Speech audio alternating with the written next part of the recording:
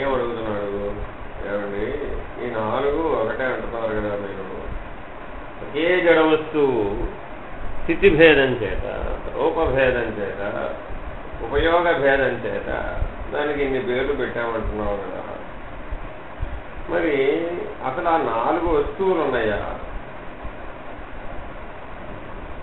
మళ్ళీ ఏమడుగుతున్నాడండి? అంతకుముందే ఉన్నాడు రూప మనోనాశకులు అన్నావు, మనోనాశం చేస్తే ఈ ఒక్క సాధనే 3 దేహాలకి సరిపోతుందా అని అడిగాడు. ఆ తర్వాత ఏమన్నాడు? అసలు మనోనాశం చేస్తే బుద్ధి చిత్తం అహంకారం మిగిలే ఉంటాయి కదా, మరి దాని సంగతి ఏమిటన్నాడు. ఆయన ఏం చెప్పాడు? ఇదంతా ఒకటేనా ఆయన చైతన్య వస్తువు అనే ఏక వస్తువు ప్రజ్ఞానం ఏదైతే ఉన్నదో ఆ ప్రజ్ఞ యొక్క ప్రభావం చేతనే మనసు పనిచేస్తుంది కానీ స్వయంగా పనిచేయడం లేదు. మనసు జడవస్తువు ఆయన. ఈ మనసుని విషయాకార వృత్తిని పొందనివ్వకుండా బ్రహ్మాకార వృత్తిని కనుక పొందేది చేసినట్లయితే దీనికి 2 అలవాట్లు ఉన్నాయట. అయితే ఏమవుతుంది? పని చెప్పకపోతే ఏదో ఒక దిశగా పోతుంది, దాన్ని ఆపడం కుదరదు, దానికి చలనం తప్పదు. మనసు అంటేనే చెల్లించేదని అర్థం. ఎటువైపు తెలుస్తుందట? ప్రస్తుతం ఇంద్రియాలలో చేరి విషయాకార వృత్తిని పొందుతుంది. కాబట్టి దీని ఏం చేయాలట? తన మూలమైనటువంటి బ్రహ్మాకార వృత్తిని పొందేట్టు చెయ్యి. లక్ష్యాన్ని మార్చు. ఇటు చెల్లించేదాన్ని అటు చెల్లించమని చెప్పు, ఇటు విచారణ చేసేదాన్ని అటు విచారణ చేయమను, ఇటు సాధన చేసేదాన్ని అటు సాధన చేయమను. ఇట్లా ఎప్పుడైతే చెప్పావో అది తన ఆధార వస్తువైనటువంటి చైతన్యాన్ని గ్రహించి తానే లేకుండా పోయింది. ఇలా జరుగుతుంది ఆయన అని చెప్తాడు. ఇప్పుడు దానికి మళ్ళా ఈయన తిప్పుకొచ్చిన వేసాడు. ఇప్పుడు మళ్ళా చదవడం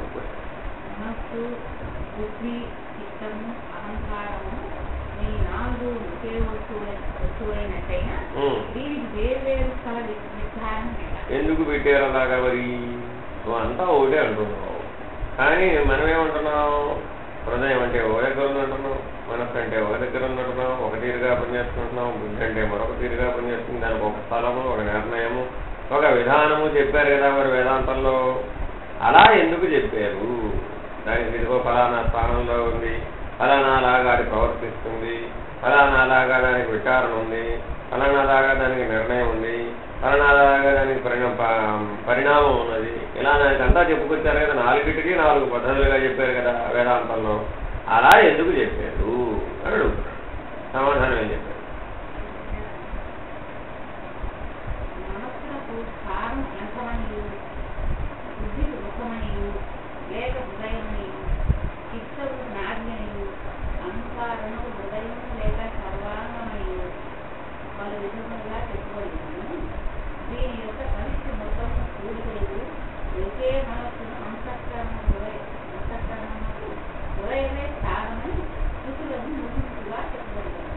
అంటే అర్థం ఏమిటి? ఒక్కొక్క ఉపనిషత్తులో నీకు ఒక్కొక్క సాధన చెప్పేటప్పుడు యోగ ప్రధానంగా చెప్పేటప్పుడు ఒక తీరుగా, జ్ఞాన ప్రధానంగా చెప్పేటప్పుడు ఒక తీరుగా, భక్తి ప్రధానంగా చెప్పేటప్పుడు ఒక తీరుగా, కర్మ ప్రధానంగా చెప్పేటప్పుడు ఒక తీరుగా ఆయా ఉపనిషత్తులు ఈ మనసుకు అనేక రకాలైనటువంటి స్థానములని స్థితుల్ని నిర్ణయించి అతని యొక్క స్వభావం తెలియాలి అంటే అతని ముఖాన్ని చూడవయ్యా తెలుస్తుంది. నిజంగా తెలుస్తుంది. బుద్ధికి స్థానం ఏమిటంటే ఇప్పుడు ముఖం అంట. నిజంగా ఇప్పుడు మనం ఒక మనిషిని ముఖం చూడగానే వాడి స్వభావం ఏమిటో చెప్పగలుగుతామా? చెప్పలేవు కదా. కానీ ఎట్లా చెప్పారు అది?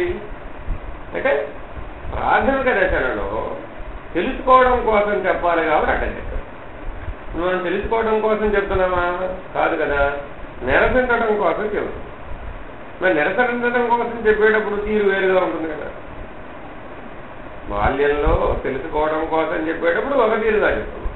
దాంట్లో అనుభవించి పరిణామం చెంది దుఃఖానుభవం పొంది అందులో నుంచి విడిపడాలనేటటువంటి ఆర్తితో తపనతో వచ్చినటువంటి వాడికి నిరసించే మార్గం చెబుతున్నాం.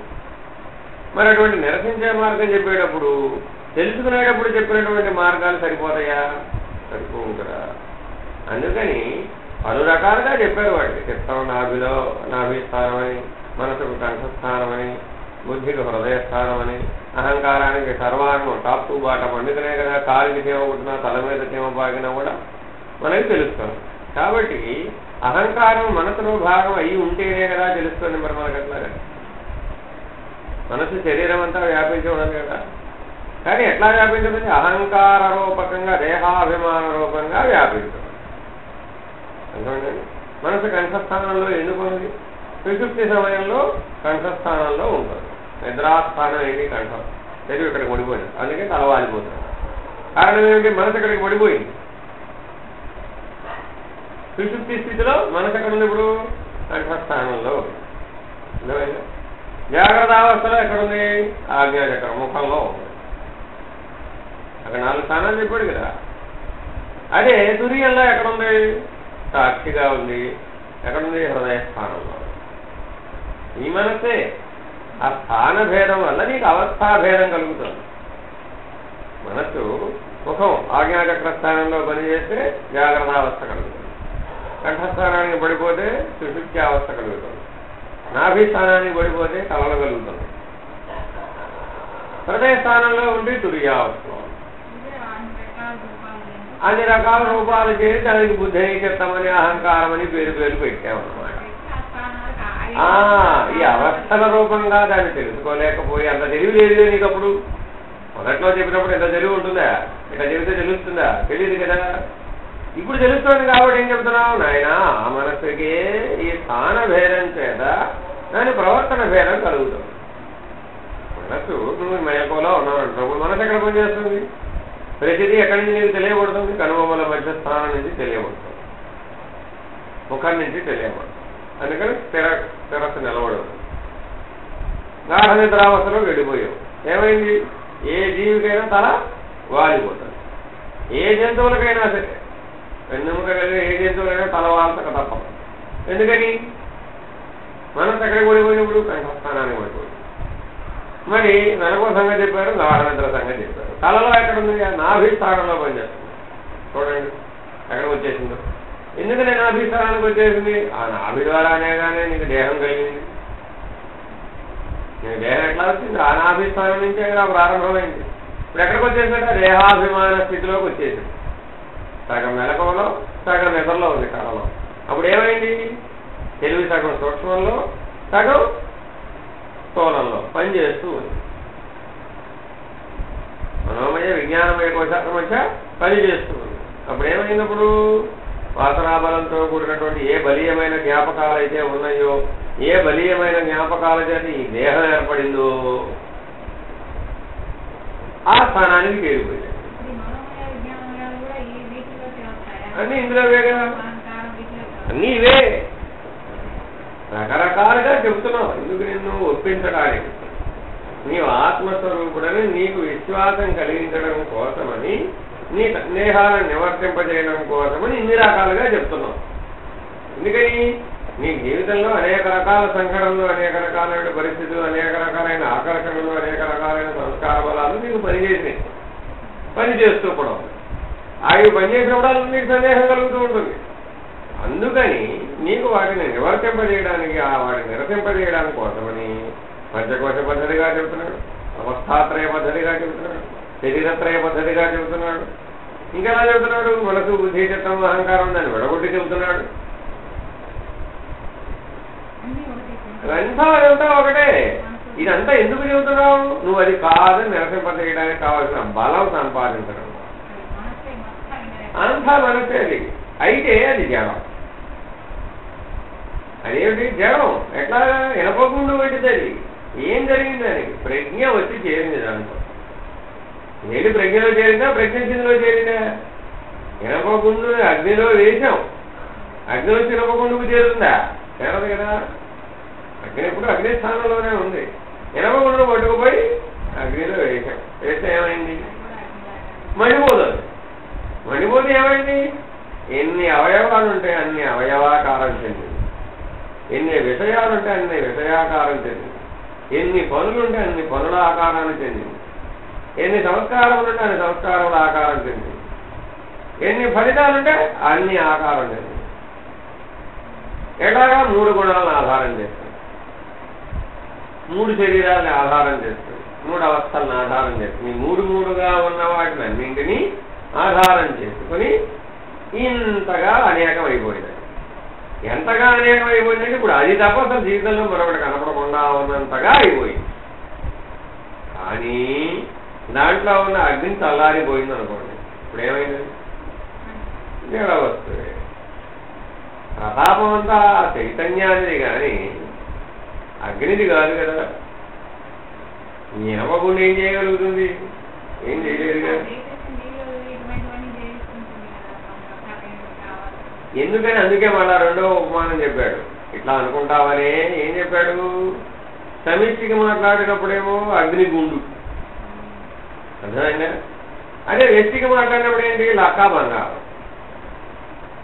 నీ సంస్కారముల మూస ఎట్లా ఉంటే ఆ మూస మేరకి తయారైంది. తయారైన దానికి పోయి నిలకడొచ్చిందా? మళ్ళా దాన్ని చేరిస్తేనే నిలకడ వస్తుంది. అదేమో వ్యక్తికి. లక్కా బంగారం ఏమో వ్యక్తి, అగ్నిగుండేమో సమిష్టి.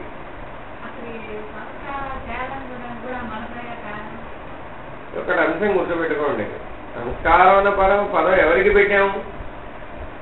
మనిషికే మాట్లాడుతున్నాం.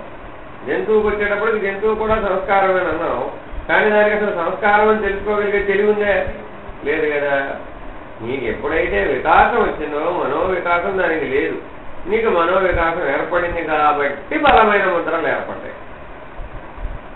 దానికి అసలు బలమైన ముద్రలు ఏర్పడేది లేదు, కొత్తది ఏర్పడేది లేదు, పాతది పోయేది లేదు. దానికి ఒక మనిషికే ఈ లక్షణం ఉంది, అదే మనోవికాసం. అందుకనే ఉన్నాడు మన ఏమో మనుష్యానం కారణం బంధమోక్ష. ఈ మనస్సేనైనా ముద్రలు ఏర్పరచుకుంటూ జ్ఞాపకాల చుట్టూ తిరుగుతూ తలంపే బంధముగా తాలెగూడులో తాలెపురుగు ఎట్లా అయితే తిరుగుతూ ఉందో అట్లా తిరుగుతూ ఉంటుంది నాయన. ఇది దాని ప్రపంచం ఆ తాలిగూడే. అందులోనే ఆహారం, అందులోనే నిద్ర, అందులోనే మెలకువ, అందులోనే కళ, అందులోనే మరణం, అందులోనే జన్మం, అందులోనే సంసారం. ఏమిటి? అదే బాబు మనసు అంటే. ఎందుకని? ఆ గూడు ఎట్లా ఉత్పన్నమైంది? తలంపనే దాంతో ఉత్పన్నమైంది. మరి ఇప్పుడు ఆ తలంపేగా. కాబట్టి అంతా తలంపనేది ఏమిటి? జడ వస్తున్నాయి. తలంపే దాని రూపం. మనసు వేరే, తలంపు వేరే లేదు. ఆలోచనే దాని రూపం. అయితే ఆలోచన దానికి ఎలా కలిగింది? ఆ శక్తి ఎట్టొచ్చింది? ప్రజ్ఞ ఉంటే తప్ప మనసు పనిచేయదు కదా. కాబట్టి శక్తి ఎవరిది? ప్రజ్ఞది. మరి శక్తి ప్రజ్ఞది అయినప్పుడు మనసు ఏమైనప్పుడు? జడమైంది. ఆ శక్తి యొక్క చేరిక చేత మనసు తలంపు చేసుకోండి, ఆ తలంపుగా పరిణామం చెందింది. అంతకుముందు ఎలా ఉంది? జడ వస్తువుగా. ఇంకా అన్నీ ఇదంతా ఒకటి మొదలైతే అన్నీ వచ్చేసినాయి. కాబట్టి తలంపు అంటే ఆలోచన కలిగే మొదటి స్థితిలోనే హృదయ స్థానంలో మనసు పుడుతోందని చెబుతున్నాడు కదా. ఆ ప్రథమ తలంపు పుట్టేటప్పుడే ఏమని పుడుతుంది? నేననే స్ఫురణతో పుడుతుంది. ఆ ప్రథమ స్ఫురణ దాకా వెళితే నీకేం తెలిసింది? ఇప్పుడు ఓహో, ఈ నేననే స్ఫురణే అనేకమైంది అంతే తప్ప అనేకం నిజంగా ఉందే లేదు. ఈ అనేకమంతా చివరికి అందులో కలిసిపోతుంది, నేననే స్ఫురణలో కలిసిపోతుంది. ఈ నేననే స్ఫురణ ఎక్కడుంది? హృదయ స్థానంలో ఉంది. అర్థమైనా? ఎప్పుడైతే నీ నేననే స్ఫురణ దాకా చేరావో అప్పుడు మెలకువ నిన్నేది లేదు, కళ నిన్నేది లేదు, నిద్ర నిన్నేది లేదు, శరీరత్రయాలేని లేదు, గుణత్రయాలేని లేదు, అవస్థాత్రయం లేదు. అందుకని ఇన్ని మూడులుగా ఉన్నవి ఒక్కొక్క దాన్ని పట్టుకుని ఎట్ట అధిగమిస్తావు? అధిగమించగలవా? అందరూ ఏం చేస్తున్నారు ఇప్పుడు? కర్మ బలం చేత, భక్తి బలం చేత, ఆయా సాధనా బలం చేత ఎవడో ఒకడో ఏదో ఒకదాన్నే పట్టుకుంటున్నాడు. యోగం అన్నాడు అనుకో, ప్రాణాన్ని పట్టుకున్నాడు, మిగిలిన వాడు వదిలేశాడు. కర్మ అన్నాడు అనుకో, మనసుని పట్టుకున్నాడు, మిగిలిన వాడు వదిలేశాడు. ఇలాగా ప్రతి ఒక్కరు ఏం చేశారు? ఒక్కొక్కరు ఒక్కొక్క దాన్ని పట్టుకుని మిగిలిన వాడిని వదిలేయటం వల్ల మూలమైనటువంటి నేననే స్మరణ వరకు వెళుతున్నాడా? వెళ్ళలేకపోతున్నాడు. కాబట్టి నువ్వు సాధన అంటూ చేస్తే ఎటువంటి సాధన చేయాలి? ఈ ప్రథమ స్మరణ, ప్రథమ తలంపు, ప్రథమ సంకల్పం నేననే స్మరణ. అది ఎక్కడ కలుగుతుంది? హృదయ స్థానంలో కలుగుతుంది. నాభి స్థానంలో కలగడం లేదు, కంఠస్థానంలో కలగడం లేదు, ముఖ స్థానంలోనూ కలగడం లేదు. హృదయ స్థానంలో నేననే స్మరణ కలుగుతున్నది. అది స్థాన భేదం చేత అవస్థల్ని కలిగిస్తాడు. అర్థమేనండి? స్థానభేదం చేత ఏమైంది? మెలకువైంది. స్థానభేదం చేత కళ అయింది. స్థానభేదం చేత నిద్ర అయింది. కానీ హృదయ స్థానంలో తురీయంగా ఉన్నది, సాక్షిగా ఉన్నది. అదే నేననే స్మరణే. కాబట్టి నువ్వు మెలకువలో ఉన్నా నేననే స్మరణని గుర్తించు, కళలో ఉన్నా నేననే స్మరణని గుర్తించు, నిద్రలో ఉన్నా నేననే స్మరణని గుర్తించు. అప్పుడు సహజంగానే నీ హృదయ స్థానంలో ఉన్న నేననే స్మరణ తెలియబడుతుంది. ఎందుకని? నీ మెలకువ కళ నిద్రలో వ్యాపించి ఉన్నది ఏది? మనస్సు కదా. అంతే కదా? ఈ మూడవస్థలు దేనికి? మనస్సుకే కదా. కాబట్టి నువ్వు మెలకువలో అన్నింటిలో చేసే అన్ని తలంపులలో, అన్ని పనులలో ఈ నేననే స్మరణను గుర్తుపెట్టుకో. నేననే స్మరణ దృష్ట్యా చేయడం నేర్చుకో. ఏమైనప్పుడు? విషయాల నుంచి విరమించాం, ఫలితాల నుంచి విరమించాం, ఆకర్షణ నుంచి విరమించాం, మోహం నుంచి విరమించాం. అప్పుడు ఏమైంది? ఏకంగా ఉన్నాం, అనేకంగా లేదు. ఇట్లా ఒక్కొక్క దాని నుంచి విడిపో. ఎట్లాగా? జ్ఞాన దృష్టితో. ఆ జ్ఞాన దృష్టితో ఆచరించే కొద్దీ, వేదాంత వాక్యాన్ని నిరంతరాయంగా మననం చేసే కొద్దీ ఏమైంది? నీ యొక్క సంసార భ్రాంతి తగ్గిపోయింది, శరీర భ్రాంతి తగ్గిపోయింది, గుణాల మీద ఉన్న భ్రాంతి తగ్గిపోయింది, విషయాల మీద ఉన్న భ్రాంతి తగ్గిపోయింది, బాధ్యతలు తగ్గిపోయాయి, బరువులు తగ్గిపోయాయి, కర్తవ్యం తగ్గిపోయింది. అంతకుముందు కర్తవ్యం అంటే ఈ భూమండలం అంతా నా కర్తవ్యమే. ఇప్పుడు నేననే స్మరణ పట్టుకోవడం మొదటి కర్తవ్యం. ఎందుకని? శరీరంలోకి వచ్చిందే దాని నిమిత్తం. అసలు పోయింది. ఏమొచ్చినప్పుడు? మెలకువలో ఇంద్రియాల ద్వారా గుర్తిస్తున్న వాటి వల్ల ఆపాదించబడిన కర్తవ్యం నీదనుకున్నావు. మళ్ళా కళ్ళలో కూడా కనపడాల, నిద్రలో అసలు కనపడాలి. మెలకువలో కాసేపు ఇంద్రియాల ప్రభావం చేత ఏవైతే గుర్తించావో ఆ గుర్తించిన వాటి వల్ల నీకు ఆపాదించబడింది. ఆ కర్తవ్యాన్ని నీది కాదు అది, కానీ ఆపాదించబడింది. నువ్వేదై ఉన్నావు? ఆత్మస్వరూపుడై ఉన్నావు. కానీ దృశ్యమాన జగత్తు చేత మా మనవరాన్ని నేను పోషించకపోతే ఎవడు పోషిస్తాడు? ఏమైనప్పుడు ఎక్కడికి వచ్చావు? శరీర భ్రాంతి, గుణభ్రాంతి, వాసనాత్రయం వచ్చేసిన లైన్లో. శరీరత్రయం రాగానే గుణత్రయం, గుణత్రయం రాగానే వాసనాత్రయం, ఇలా లైన్లో వచ్చేస్తున్నాయా? అవస్థాత్రయం. మూడు అన్నీ వచ్చేసినాయి. ఏషణత్రయం. ఆ సొంతం బయటకు వచ్చేసేప్పటికి ఏషణత్రయం, ధనేషణ, దారేషణ, కుత్రేషణ. నువ్వు ఒక్క మెట్టు దిగితే అనేకం అయిపోతుంది. కాబట్టి ఎక్కడ పట్టుకోవాలి ఆయన? మొదటి మెట్టు మీద పట్టుకోవాలి. నువ్వు ఎక్కడ పట్టుకుంటున్నావు? ఆఖరి మెట్టు మీద పట్టుకో. ఆఖరి మెట్టు మీద కూడా ఎప్పుడు పట్టుకున్నావు? అనుభవ జ్ఞానం పూర్తయిపోయినాక పట్టుకుంటున్నావు. ఇది దీనివల్ల ప్రయోజనమే ఉంది. ఇట్లా పశ్చాత్తాపడుతూ సాధనలు చేయడం వల్ల ఇది భక్తి అనుకుంటున్నాం. వచ్చి చిక్కది శాంతం పరిచ్ఛిన్నమై అనేకమైపోయి ఇంద్రియాలు, ఫలితాలు, వాసనలు, గుణాలు, అవస్థలు, శరీరాలు అన్నీ పనిచేసేసి ఎన్నో 1,00,000 కోట్ల మొక్కలు చేసేసి శాంతం చివరిదాకా వచ్చేసి దాన్ని అనుభవించి పరిమిత జ్ఞానంతో అజ్ఞానంతో దుఃఖాన్ని అనుభవించి నాకు దుఃఖం వచ్చిందో అని లవలవలాడుతుంది. అర్థం ఉంది. ఒక అర్థంలో మొదటి ప్రతిబింబం దగ్గర పట్టుకున్నట్లయితే బింబం ఏదో ప్రతిబింబం ఏదో తేల్తుంది. అద్దాన్ని ఎత్తి పగలేసి లెక్క పెట్టలేనని మొక్కలైంది, దాంట్లో ప్రతిబింబిస్తుంది.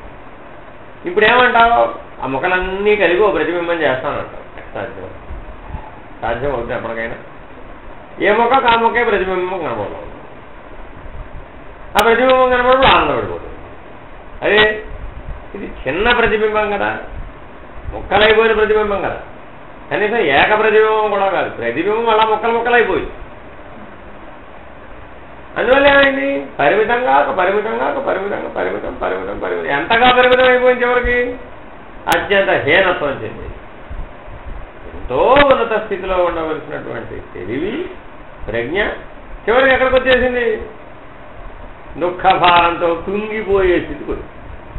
ఎందుకని ప్రథమ స్ఫురణ నుంచి ఒక మెట్టు కిందకు దిగింది. దిగానే ఏమైంది? మొదటి మెట్టులో ఆనందం, రెండవ మెట్టులో తన్మయత్వం, మూడవ మెట్టులో పారవచత్వం, నాలుగో మెట్టు అజ్ఞానమే, ఐదో మెట్టు దుఃఖం. ఇలా పడిపోతుంది అది. ఒక మెట్టు దిగేటప్పటికి ఏమైంది? అబ్బా ఆనందం. రెండో మెట్టు దిగితే తన్మయత్వం, శరీరంతో ఏకమైపోయావు. అర్థమైందా? మొదటి మెట్టు ఏమిటి? నిద్రావస్థ, ఆనందమయ కోసం ఆనందం. రెండో మెట్టు దిగావు కళ్ళలోకి, దిగ్గానేమైంది? తన్మయత్వం. కషాయం ఇది సగం అది, సగం ఇది సగం అది, తన్మయత్వం. చూడండి, అద్భుతంగా పాట పాడుతుంటాడు, ఓ ఊగిపోతుంటాడు. ఇప్పుడు వీడికి ప్రపంచం తెలుసా తెలీదా? తెలుసు. చుట్టూ ఉన్నాడని తెలుసు, తను అక్కడ కూర్చున్నాడని తెలుసు, తను ఆనందిస్తున్నాడని ప్రపంచానికి తెలియాలి, తనకి తెలియాలి. తన్మయత్వం అంటే ఒక వ్యక్తి అద్భుతంగా పాట పాడుతున్నాడండి, ఏం చేస్తున్నారు మీరు? ఊగిపోవడంలా, ఆహా ఏం బాగా. అప్పుడు ఏమైంది? నీకు రెండూ పనిచేస్తున్నాయి. నీ శరీర భ్రాంతి పనిచేస్తుంది, నీ చుట్టూ ఉన్న ప్రపంచము పనిచేస్తుంది. ఏదైతే ఆ లక్షణం ఉందే, దేంట్లో అయితే చేరుతున్నావో అది పనిచేస్తుంది. కాబట్టి కళలో ఏముంది? ఇప్పుడు మెలకువ ఉంది, నిద్ర ఉంది. ఇది సగం, అది సగం, అర్ధ జాగృతి అనమాట. ఇది ఇంకో వేటి దిగం. ఇక్కడికి వచ్చేప్పటికి ఏమైంది? తన్మయత్వం. అందుకని మనకి కళలో తెలివిని తిప్పుకోలేకపోతున్నాం, తన్మయత్వం చెందిపోతున్నాం. ఎందుకని? అదన్నీ నువ్వేగా. సూదిలోంచి ఏనుగును పొమ్మన్నావు, అక్కడ వెళ్ళిపోయిందా? వెళ్ళిపోలేదా? కళలో వెళ్ళిపోయింది. ఎందుకని? సూది నువ్వే, ఏనుగు నువ్వే, పొమ్మన్నది నువ్వే, వెళ్ళింది నువ్వే. అక్కడ సూది లేదు, ఏనుగు లేదు, అన్నీ నువ్వే. మాట్లాడింది నీవే, పోట్లాడింది నీవే, పాడింది నువ్వే, ఆడింది నువ్వే. ఎవరో నీ పక్కన పడుకున్నట్టుగా కలగన్నావండి, పడుకున్నది ఎవరు? నువ్వే. చూస్తున్నది ఎవరు? అది నువ్వే. వాడితో మాట్లాడుతున్నది ఎవరు? నువ్వే. వింటున్నది ఎవరు? అది కూడా నువ్వే. ఇంకోటి వచ్చాడు ఇప్పుడు అక్కడికి ఎవడన్నా? అసాధ్యం. నీ కళలోకి మరొకరు ప్రవేశించే అవకాశం. ప్రతిబింబం కదా మరి అది. ఏమైందా? నిన్ను నువ్వు చూసుకునే ప్రయత్నం చేయి, అది పోతున్నావు. వెంటనే నీకేం ప్రశ్న రావాలి? వాడు కనపడుతుంటాడు, నువ్వు కనపడవు. కళలో ఎవరికి వాళ్ళు కనపడరండి, ఇంకోటి కనపడుతుంటాడు. ఎవరైనా అంతేనమ్మా. ఎందుకని? అది ప్రతిబింబం సదృశ్యం, అద్దంలో ప్రతిబింబం. కాబట్టి ఏమైంది? నువ్వు కనపడదు అక్కడ, నీ ప్రతిబింబం కనపడుతుంది, మరో రూపంతో నీ ప్రతిబింబం కనపడుతుంది, అంతే. అర్థమైందా? అందువల్ల ఏమైంది? అది సత్యం అనుకుంటున్నాం. ఆ రూపం ఏదైనా కావచ్చు, నీ లోపల బలంగా ఒక రూపం పడింది అనుకోండి, ఆ రూపం అక్కడ వచ్చేస్తూ ఉంటుంది. నీకు పాము అంటే భయం అనుకోండి, కళ్ళ ఏమొస్తాయి? అవే వస్తాయి. అర్థమైంది? ఎందుకు వచ్చాయి? నిజంగా వచ్చాయా? అలా నువ్వే ఆ భయ రూపంతో ఆ బలమైన ముద్రలు వ్యక్తమైనవి రూపంగా.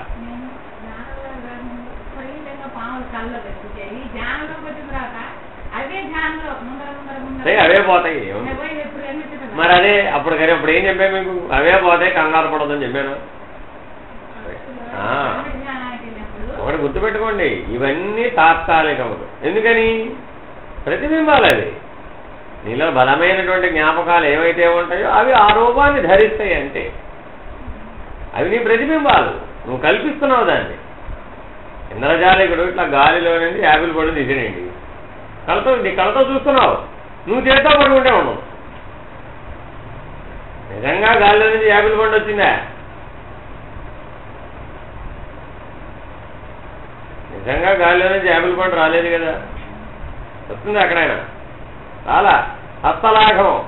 మన దగ్గర ఉన్న ఒక యాపిల్ పండుని గాలిలో సృష్టించినట్టుగా కల్పించండి. అర్థమైందా? నీ చేతికి ఇస్తే ఏముంటుంది? మామూలు ఒరిజినల్ యాపిల్ పండే ఉంటుంది. నువ్వేం భ్రాంతి చెందావు? అబ్బా గాలిలో యాపిల్ పండు సృష్టించాడు. సాధ్యమేనా? కల్పించాడు. అట్లాగే నీకు ఆ భ్రాంతి కలిగేట్లుగా కల్పించాడు. అట్లాగే నీవు కూడా కళలో ఏం చేస్తున్నావు? నీ యొక్క బలమైనటువంటి ముద్రల నుంచి విడిపడే ప్రయత్నం అనమాట. అది రెండోది ముక్తి పొందే ప్రయత్నం చేస్తుంది కళలో బుద్ధి ఎప్పుడూ కూడా. ఎందుకని? అది బలవత్తరంగా బుద్ధిని అణిచిపెడుతోంది, వికాసం చెందనివ్వకుండా. కాబట్టి కళ ఉపయోగమే. అందుకనే సమస్త మానవులు కలలు కంటున్నారు, సమస్త జీవులు కూడా కలలు కంటాయి. నీకొక్కడికే కాదు, 84 లక్షల జీవరాశులకి ఈ జాగ్రత్త స్వప్న సుషుప్తులు ఉన్నాయి. అర్థమైందండి? కాబట్టి ఆ కళ వల్ల నీకు ఉపయోగమే. ఏమిటి ఉపయోగం అంటే ఆ బుద్ధి ఆ బలీయమైనటువంటి ముద్రల్లో నుంచి అందుకుని బయటకు వచ్చేస్తుంది, ముక్తి చెందుతుంది. ఈ ధ్యాన ప్రక్రియ వీటి వల్ల ఏమైంది? వేగవంతమైంది. ఆ విడుదల పొందడం వేగవంతమైంది. విడుదల పొందేసినాక ఇక అవి రావు. అర్థమైందండి? అందువల్ల ఏమవుతుంది? మొదట్లో చాలా వేగంగా అవన్నీ వచ్చినట్టు కనబడతాయి, తర్వాత కాలంలో సమసిపోతాయి. ఎందుకని? విడుదల పొందేసింది. ఆ బలీయమైన జ్ఞాపకం నుంచి విడుదల పొందేసింది, ఇంకా రావు. ఆ బలమైన ముద్రలు బంధించలేవు ఇక బుద్ధిని, దాన్ని దాటేసింది.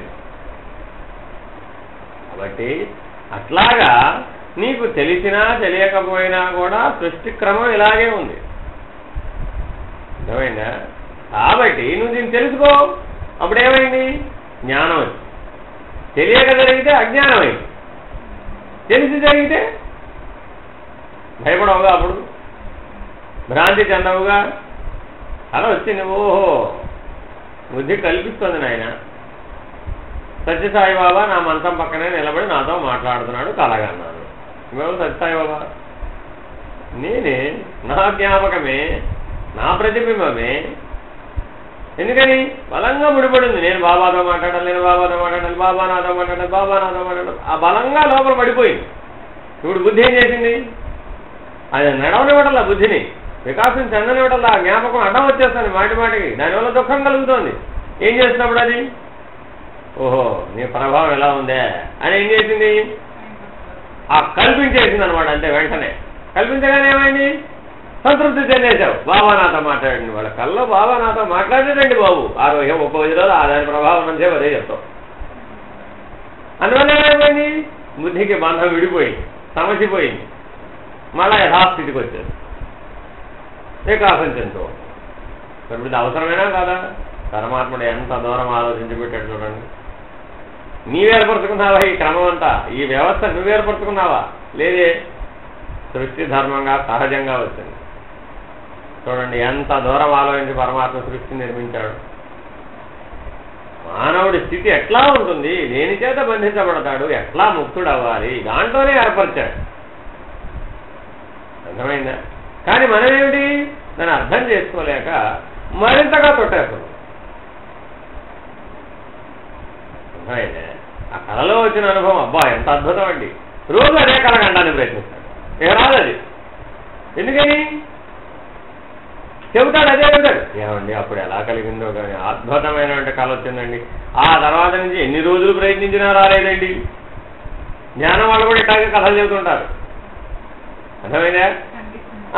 ఏవో కథలు చెబుతూ ఉంటాడు. ఈ వినేవాళ్ళు కూడా ఏవో చెబుతుంటారు వాడికి సమాధానాలు. అంతే, కల్పిత నిద్ర కదా అది. జ్ఞానం అంటే ఏమిటి? కల్పిత నిద్ర కదూ. మెలకువలో ఉండి నువ్వు దాన్ని సహజంగా తెలుసుకోగలిగే సామర్థ్యం ఉందండి ఇప్పుడు. కల్పిత నిద్ర. కల్పిత నిద్ర అంటే ఏమిటి? కొంతమందికి ఏమో అసలు తెలివి లేకుండా నిద్రలో మునిగిపోయాడు. కొంతమంది కల్పిత నిద్ర అంటే సగం తెలివి కళ ఉంటుంది అనమాట. కళ లాంటి స్థితి. సగం తెలివి ఉంది, సగం నిద్రపోతుంది. తిప్పుకోలేవు అక్కడ వచ్చిన వేటిని కూడా. మెలకువలోకి వస్తే తప్ప తిప్పుకోలేదు. అంటే అప్పుడు అక్కడ ఏ తెలివి భాగం ఎక్కువ ఉందా, నిద్ర భాగం ఎక్కువ ఉందా? తెలివి భాగం ఎక్కువ ఉన్నప్పుడు తిప్పుకోగలుగుతున్నాం. నిద్ర భాగం ఎక్కువ ఉన్నప్పుడు అవునమ్మా. అక్కడ కూడా ఏమైంది ఇప్పుడు? అక్కడ కూడా ఇదే పని చేస్తుంది. ఈ ఇష్టాయిష్టములు అక్కడ కూడా పనిచేస్తున్నాయి, అంతే కదా. అది తిప్పుకోవడం కాదుగా. తిప్పుకోవడం అంటే అర్థం ఏమిటి? ఆత్మవిచారణతో దాన్ని చూడగలగాలి. అప్పుడు ఏమైపోయింది? దృశ్యమే లేకుండా పోయింది. ఇష్టాయిష్టాలతో పనిచేయడం కాదు, ఆ దృశ్యం లేకుండా పోయింది. ఎందుకని? చూసేవాడని కదా నేనే కల్పిస్తున్నాను దాన్ని. నేను కదా కల్పించేవాడిని. కల్పించేవాడను నేను సత్యం, కానీ నేను కల్పించే దృశ్యం ఎట్లా సత్యము? డైరెక్టర్ సినిమా తీస్తున్నాడండి, డైరెక్టర్లో ఉన్న ఆలోచనకి ప్రతిరూపం అది, అంతే కదా. సినిమా సత్యం అవుతుందా? అవదు కదా. ఎందుకని? అందులో నటీనటులను ఎప్పుడైనా ఒకసారి మీరు వెళ్ళి అడగండి. ఏమనంటే మాకేం గుర్తులేదు, అప్పుడేదో డైరెక్టర్ చెప్పాడు మేము చేసామని. ఎందుకని వాడు ఏమనుకోలేదు, ఏమి మునిగిపోరా, అసలు ఏం చేశాడో కూడా వాడికి ఏం గుర్తులేదు. ఆ కాసేపు ఈ చెయ్యిడు తిప్పాడు, ఆ కాలను తిప్పాడు అంతే తప్ప తన స్వయంగా ఏమైనా ఉంది అందులో ఏం లేదు. అర్థమైందండి? కాబట్టి ధ్యానాన్ని ఎప్పుడు చేయాలని అందుకని చెబుతున్నాడు. ఆత్మవిచారణలో స్థిరపడి స్వరూప జ్ఞానం గురించినటువంటి నిరంతరాయంగా చింతన ఏదైతే చేస్తున్నావో అది ధ్యానం అవుతుంది నాయన. అక్కడ ఇలాంటివి ఏమీ రావు. అర్థమైందండి? నీ వాసనాబలానికి సంబంధించినవి, గుణత్రయాలకు సంబంధించింది, శరీరత్రయాలకు సంబంధించింది అక్కడ ఏమీ రావు. ఎందుకని అధిగమించే పద్ధతి, ముక్తుడమయ్యే పద్ధతిలో జరుగుతుంది అక్కడ. అంతేగాని బుద్ధి పరిధిలోనో, శరీరం పరిధిలోనో, మనసు పరిధిలోనో ఇంద్రియాల వికాసం కోసం తన్నుకున్నట్టుగా తన్నుకోవడంలో అక్కడ నువ్వేమీ ప్రయత్నించి కల్పించడంలో అక్కడ ఏమి కల్పించిన దాంతో ఏమి మాట్లాడటంలే, మాట్లాడిన దాంతో ఏమి వాదన చేయటంలే, వాదన చేసిన దాంతో ఏమి దుఃఖపడటంలే అని సుఖము పడటంలే. ఎలా ఉన్నావాట? సాక్షి వలే ఉన్నావు. అక్కడ దృశ్యం లేదు, దృక్కు మాత్రమే ఉన్నాడు, చూసేవాడు మాత్రమే ఉన్నాడంటే. దృశ్యం లేదు. చూసే దృశ్యం లేకుండా చూసేవాడు ఏం చేస్తాడు? ఏమీ చేయటం లేదు, ఓరక ఉన్నాడు. అదేగా ఇంతకుముందు ప్రశ్నలో సమాధానం చెప్పింది. ఓరక ఉండు నాయన. అప్పుడు ఆ నేనేశ్వరంలో సహజంగా ఉంటాం, ఆత్మస్థితిలో సహజంగా ఉంటాం. ఆ పరమాత్మస్థితి నేనేనని తెలుసుకుంటాం. అది కదా ముక్తి అంటే. అటువంటి సామర్థ్యాన్ని కలిగి ఉండి కూడా ఇప్పుడు దేనికి లోబడిపోయావు? ప్రతిబింబాలకు లోబడిపోతున్నావు, జడ వస్తువుకి లోబడిపోతున్నావు. జడ వస్తువు సత్యం అనుకుంటున్నావు. బా మామిడి పండు అండి ఎంత అద్భుతంగా ఉందంటారు చిన్నరసం. ఏమైనప్పుడు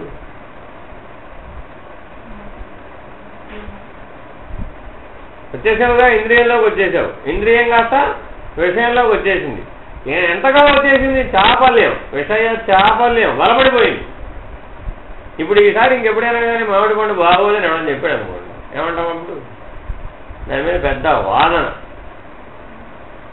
నీకేం తెలుసండి మామిడి పండు సంగతి అంటూ దాని మీద పెద్ద లెక్చర్ ఇస్తాడు. ఏమైంది ఇప్పుడు? అర్థం ఉందా ఏమైనా? వాడు అనటం ఏమిటి, మనం మాట్లాడడం ఏమిటి, దేని గురించి చర్చిస్తున్నాం? రోజువారీ మనం మాట్లాడే మాటల్లో చూడండి ఎన్ని ఉంటాయి ఇటువంటివి. అన్నీ అవే, అన్నీ ఇంద్రియ చాపల్యంతో మాట్లాడేవి.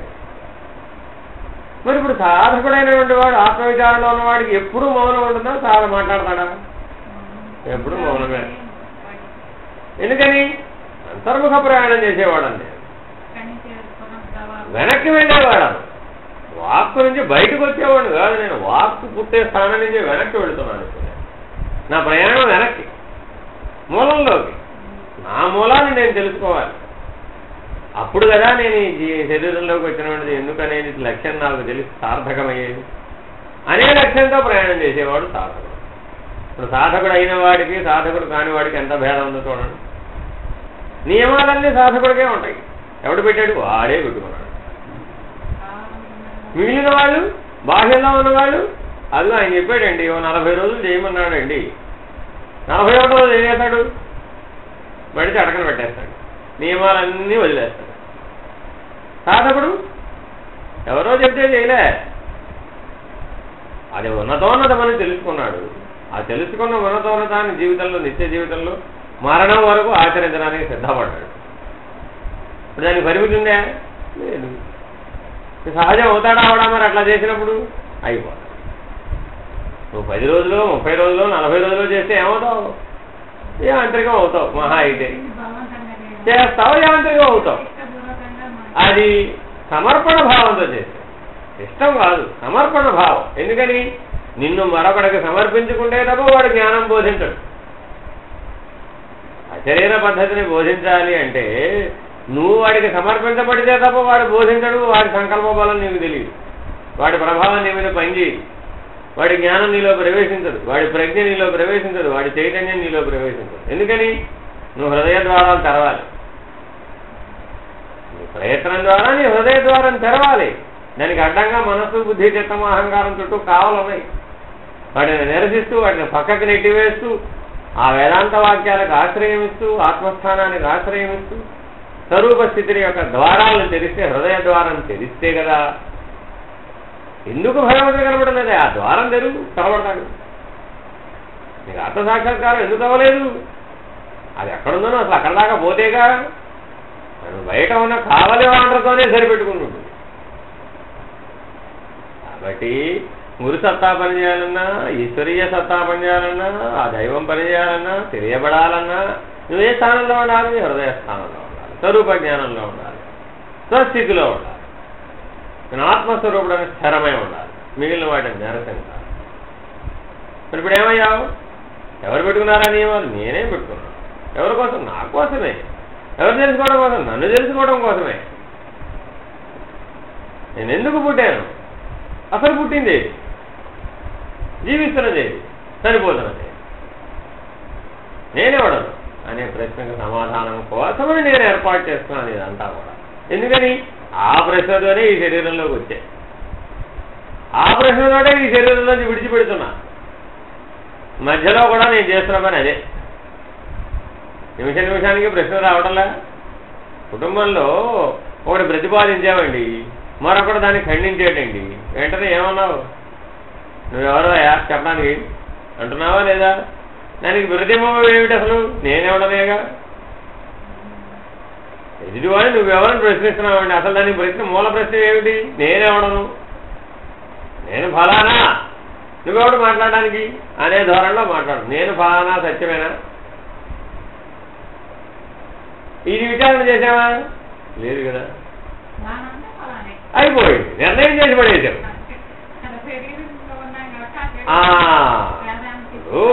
నేను ఈ ఇంట్లో మామగారిని అయితే ఏమిటట సో వాట్ ఇంటికి మామగారు ఉన్నాడు ఎవడన్నా ప్రపంచంలో లేడు కదా నిన్ను మామగారిని గౌరవించేవాడుంటే నువ్వు మామగారు అవుతావు అంతే కదా నేను మామగారిని నువ్వు గౌరవించాల్సిందేనంటే ఇప్పుడు వాడు ఇష్టపూర్వకంగా గౌరవిస్తున్నాడా బలవంతంగా ఏమైంది ఇప్పుడు నీకు దుఃఖభాజనమే వారికి దుఃఖమే చూడండి ఎంత తమోగడమో ఇప్పుడు మనం పిల్లల్ని ఎలా అడుగుతున్నాం నన్ను గౌరవించమేమిటి డిమాండ్ అనమాట గౌరవించమని బలవంతం చేస్తే గౌరవిస్తాడా నీ ఎడల వాడికి విశ్వాసం ఉంటే నీ జ్ఞానం మీద విశ్వాసం ఉంటే నీ యొక్క లీడర్షిప్ నీ మార్గదర్శకత్వం మీద కనుక వాడికి నమ్మకం ఉంటే వాడే నేను గౌరవిస్తాడు అంతే కదా నా మార్గదర్శకత్వం మీద నీకు నమ్మకం లేదండి నన్ను ఎట్లా గౌరవిస్తావు నా యొక్క తెలివితేటల్ని నా యొక్క విజ్ఞానాన్ని నువ్వు ఉపయోగించుకోవాలనే ఆసక్తి నీలో ఉంటే ఆ గౌరవంలో వచ్చే గౌరవం ఎటువంటిది శాశ్వతమైనటువంటి స్థానం అది చెదిరిపోతుంది ఇప్పుడు మనం చూస్తున్నది ఓ డబ్బా స్వీట్ డబ్బా తెస్తే గౌరవిస్తాం స్వీట్ డబ్బా తేకపోతే ఏమీ లేదు ఏమైంది ఇప్పుడు పదార్థంతో ముడిపడిపోయి శరీర భ్రాంతితో ముడిపడిపోయి అర్థమైందా కాబట్టి నిజమైనటువంటి గురువులు ఎవరో కూడాను ఎలా ఉన్నారు నీ తనుమన ధనాలతో వాడికి ఏం పని ఏం పని లేదు వాడికి నువ్వు ఎంతసేపు ఏం కోరతాడు నువ్వు రెక్తహస్తాలతో రావాలి హృదయాన్ని తెరుచుకొని రావాలి నీలో ఉన్నటువంటి జ్ఞానాన్ని నువ్వు తెలుసుకోవాలి ఆ జ్ఞానస్వరూపుడు జీవించాలి అప్పుడేమయ్యావు నువ్వు ధరించబడ్డావు అప్పుడు ఎటువంటి పరమాత్మని ఎట్లా గుర్తించావు ఆ గురువుని ఎట్లా గుర్తించావు నీ జీవితాన్ని ఎట్లా బాగుపరుచుకున్నావు నీ జీవితం అంతా నడవడికి ఎట్లా మారింది నీ స్వభావం ఎట్లా మారింది అనే దాన్ని బట్టి నీ గురువుని అంచనా వేస్తారు అప్పుడేమైంది ఓహో ఇంతటి మార్పు తీసుకొచ్చిన మహానుభావుడు ఎవరో అతను చూడలే నీ ద్వారా అతనిని మహానుభావుడిగా గుర్తించాడు గురువు మహానుభావుడు ఎలా అయ్యాడు అతన్ని ఆశ్రయించినటువంటి శిష్యులు ఉద్ధరించబడుతున్నారు అతడు సశరీర అశరీర తర్వాత విషయం అతన్ని ఆశ్రయించినటువంటి వాడు మార్పు చెందాడు జీవితంలో ఆత్మానుసార జీవితాన్ని జీవిస్తున్నాడు జ్ఞానంతో కూడినటువంటి జీవితాన్ని జీవిస్తున్నాడు ఎవరికి ఇబ్బంది కలిగించడు తాను ఇబ్బంది పడడు ఉత్తమమైనటువంటి జీవితాన్ని కలిగి ఉన్నాడు దేని చేత బంధించబడకుండా ఉన్నాడు పదార్థానికి లొంగకుండా ఉన్నాడు విషయ చాపల్యానికి లొంగకుండా ఉన్నాడు సమాజంలో ఉన్నతమైనటువంటి ఆదర్శప్రాయుడే ఉన్నాడు. మరి ఇప్పుడు ఏమయ్యాడు? అతను చూడగానే ఈ ప్రపంచం అంతా ఏమంది? ఫలానా ఆ వ్యక్తి మహానుభావుడి ప్రభావం చేత మా కుటుంబం అంతా మారిపోయిందండి. ఇదిగో ముందు ఆయన మారాడు, అదిగో ఆవిడ మారింది, ఆవిడ ప్రభావం చేత మేమంతా మారాం. మాకంటే కదండి ఆవిడ బాగా మారింది. ఒప్పుకుంటారు అప్పుడు. ఎవరి ప్రభావం? అదిగో ఆ మహానుభావుడు. నిజంగా వీళ్ళు ఏమైనా చేశారు? ఆయన దగ్గరికి వెళ్ళారా? ఏం చేయలే. కానీ మహానుభావుడు అనేది ఒప్పుకున్నావు. నీ పరిణామం, నీ మార్పును చూసి నిర్ణయించబడుతున్నాడు గురువు. కాబట్టి శిష్యుడిలో వచ్చినటువంటి జ్ఞాన బలం చేత గురువు గుర్తించబడుతున్నాడు. అంతేగాని గురువుకి నిజంగా గురువు అనే స్థితి ఉందే? ఉంటే ఏమైంది? నేను గురువుని అన్నాను, ఏమయ్యాను? అల్లాహం వచ్చేసింది. నేను పరమాత్మ కంటే వేరైపోలే. అప్పుడు పరమాత్మ కంటే వేరైపోతే ఏమయ్యావు? మళ్ళా జీవుడిగా అయ్యావుగా. కాబట్టి ఈ ప్రపంచంలో బోధించేవారు ఎవరు కూడా నేను గురువుని అని చెప్పరు అని అనుకోడు కూడా అనుకోడు. కనీసం నేను సహాయం చేస్తున్నానని అనుకోడు. పరమాత్మ నా ద్వారా సహాయం చేస్తున్నాడు. ఎందుకని? అంతే కదా మరి. కాబట్టి అన్నిటికంటే పెద్ద సంఖ్యలు అవి. ఎందుకని?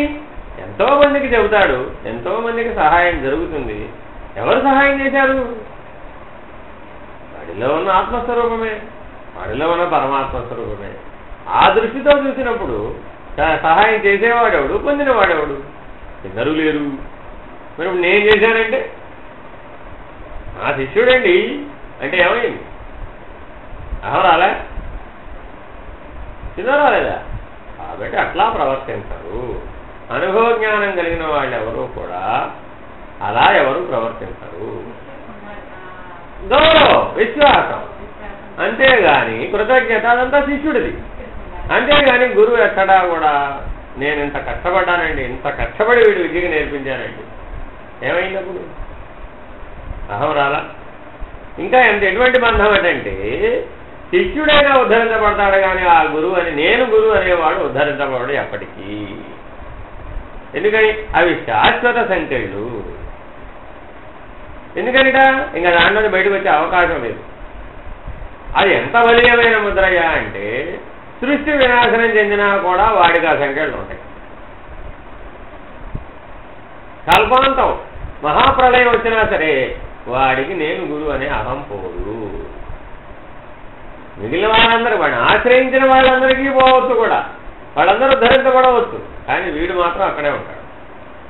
కాబట్టి ఎవ్వరూ కూడా ఈ ప్రపంచంలో నేను గురువు అని ప్రతిపాదించరు.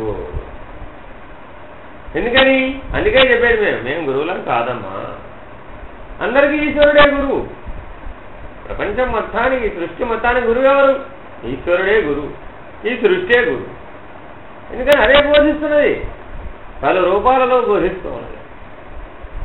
జంతువుల రూపంలో బోధిస్తోంది, పశుపక్షాదుల రూపంలో బోధిస్తోంది, సృష్టి రూపంలో బోధిస్తున్నది. కొండ కూడా బోధిస్తోంది.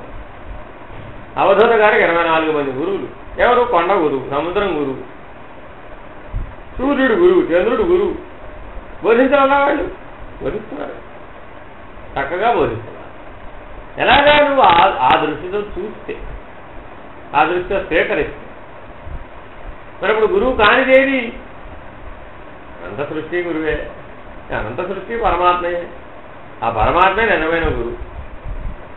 అతడే నీకు బోధ చేస్తున్నాడు. మరి అనంత సృష్టి అతనిలోనే ఉన్నప్పుడు అందరూ అతని చేతిలో కీలుబొమ్మలే కదా, పనిముట్లే కదా. ఒకనొక పనిముట్టు ఉత్తమమైన పనిముట్టు. ఆ ఉత్తమమైన పనిముట్టును ఉపయోగిస్తున్నాడు. నీ పనిముట్టు కొంచెం అధమమైన పనిముట్టు, కొంచెం తుప్పు పట్టింది. దాన్ని బాగు చేస్తే అది కూడా ఉత్తమమైన పనిముట్టే. పనిముట్టులో ఏమైనా భేదం ఉందా? ఏం భేదం లేదు. కాబట్టి గురువు ఎప్పుడు శిష్యుల ఎడల కానీ, శిష్యులు గురువు పట్ల కానీ ఏ భేదభావం పాటించాలి. ఎందుకని? భేదభావం పాటిస్తే ఏమవుతావు? మళ్ళా జీవుడు ఈశ్వరుడు వేరైపోయాడు, మళ్ళా జ్ఞానం వచ్చేస్తుంది. కాబట్టి ఏం చెబుతున్నాడు? నాయనా, నీ హృదయ స్థానంలో ఆ పరమాత్మను ప్రతిష్ఠించు, ఆ గురువును ప్రతిష్ఠించు. అప్పుడు ఏమయ్యావు? నువ్వు ఆ పరమాత్మ ఒకటైపోయావు.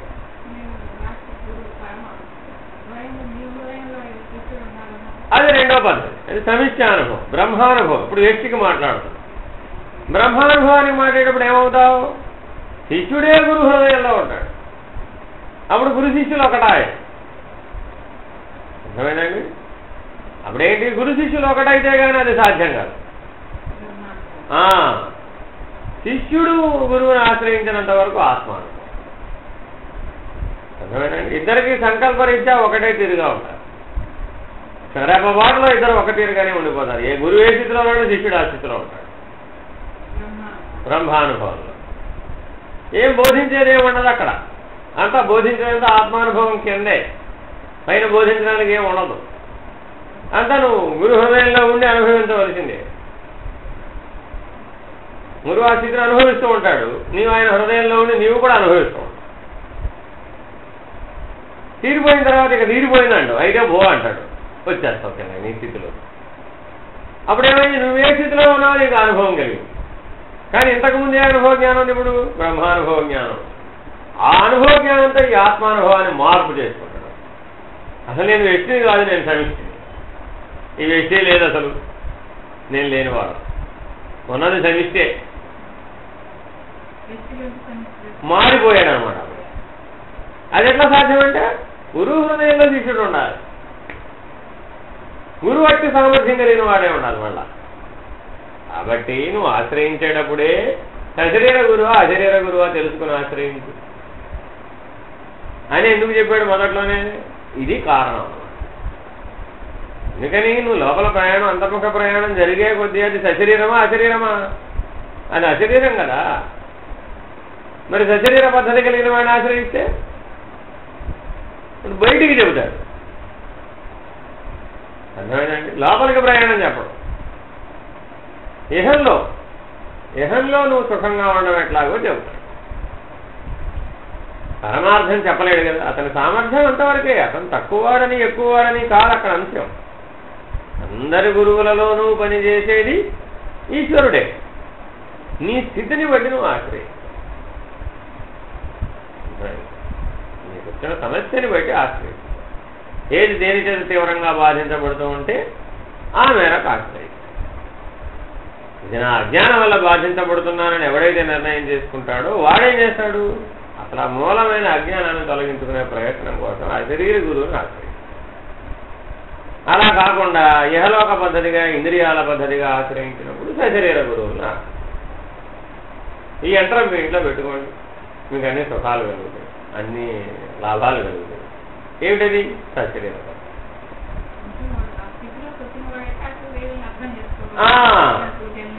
కరెక్టే. కానీ ఏమవుతుందంటే ఏం చెప్తున్నాడు అప్పుడు కూడా? నాయన నువ్వు ఆత్మవిచారణ చెప్పి వాళ్ళు కూడా ఏం చేయాలంటే సశరీర పద్ధతి వాళ్ళు కూడా ఇది లక్ష్యం కాదు, నీకు లక్ష్యం అది అని చెప్పి ఈ స్వాంతన కలిగించేవాడు. ఇది స్వాంతన మాత్రమే, ఉపశమనం మాత్రమే, తాత్కాలిక ఉపశమనం మాత్రమే అని చెప్పాలి నువ్వు. కానీ అటు చెప్పిస్తున్నావా అని చెప్పి ఇవ్వటల్లా. అటు చెప్పిపోయేప్పటికి ఏమైపోయాడు? అక్కడే చూసిపోయాడు. ఆ జ్ఞానమే సత్యంగా ఉండిపోతాయి. కాబట్టి నువ్వు కూడా ఎవరికైనా చెప్పేటప్పుడు వాడు ఇహలోక విషయం అడిగాడే అనుకో, అప్పుడు ఏం చేయాలట?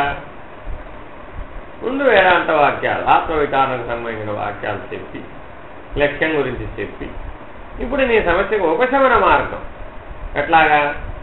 ఇదిగో ఈ మందు వేసుకో, ఇదిగో ఈ మంత్రం చదువుకో, ఇదిగో ఈ జపం చెయ్యి, ఇదిగో ఈ శ్వాస మీద ధ్యాస పెట్టు. ఇవన్నీ ఉపశమన మార్గాలు, సాధనలు అన్నమాట ఇవన్నీ కూడా. కానీ ఏ లక్ష్య నిమిత్తం? ఆ లక్ష్యంతో చేస్తేనే. నువ్వు రోజు విభూతి ధరించవయ్యా, నీ కష్టాలన్నీ తొలగిపోతాయి అన్నావే అనుకో, ఏమయ్యాడు అప్పుడు వాడు? ఏం చేస్తాడు? ఏ భావన లేదు, విశ్వాసం లేదు, బలం లేదు. ఏం చేస్తాడు? రోజు విభూతి పెట్టుకుంటాడు, నాకే కష్టాలు రావాలి. కొంతకాలం అంధవిశ్వాసం అయిపోతాడు. అంధవిశ్వాసం ఫలించదు కదా, విచారణ లేదు కదా, వివేకం లేదు కదా, సమోగుణ ప్రభావం కదా, అజ్ఞానంతో చేసేది. ఏమైనప్పుడు వ్యతిరేక ఫలితాలు. ఇప్పుడు ఉన్న విశ్వాసం కూడా పోయి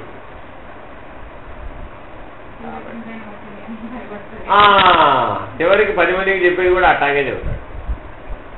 అర్థమేనండి? అందువల్ల ఎప్పుడూ కూడా దీన్ని ఇలా తెలుసుకోకూడదు ఆయన. ఇలాగా నీ మనసు ఎట్లా అయితే ఇట్లా అనేకమైపోతుందో, ఈ జడ వస్తువు అనేకంలో ఎట్లా ప్రతిబింబించి అనేకమైపోతుందో, అది చైతన్యం ఎప్పుడవుతున్నది? ప్రజ్ఞ యొక్క ప్రవేశం చేత జరుగుతుంది. కాబట్టి సత్యాన్ని తెలుసుకో.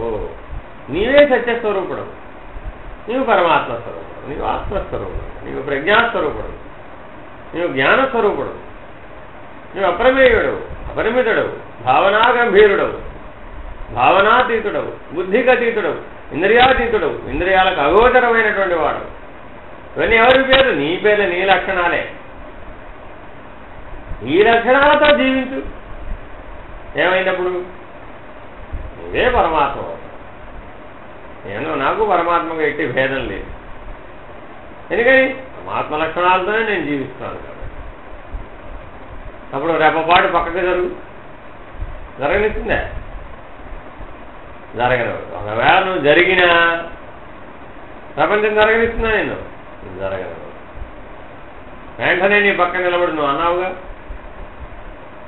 నువ్వు పరమాత్మ స్వరూపుడు అన్నావుగా, అందరూ సమానమే అన్నావుగా, నువ్వు ఇక్కడ తేడాగా చెబుతున్నావేమిటి? ప్రకృతి ఇప్పుడు ఏం చేసింది? ప్రతి నిమిషము నీ పక్కనే ఉంటుంది.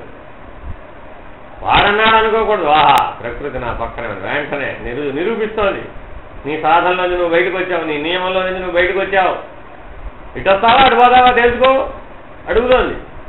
పరీక్ష, ప్రతి రెప్పపాటు పరీక్ష. ఇక సాధకుడు వాడు కదా లక్ష్యంలో నిలబడి ఉండేది. ఎందుకని? ఎవడు చెప్పాడనే దాంతో ఏం పరిణామం పెట్టుకోడు.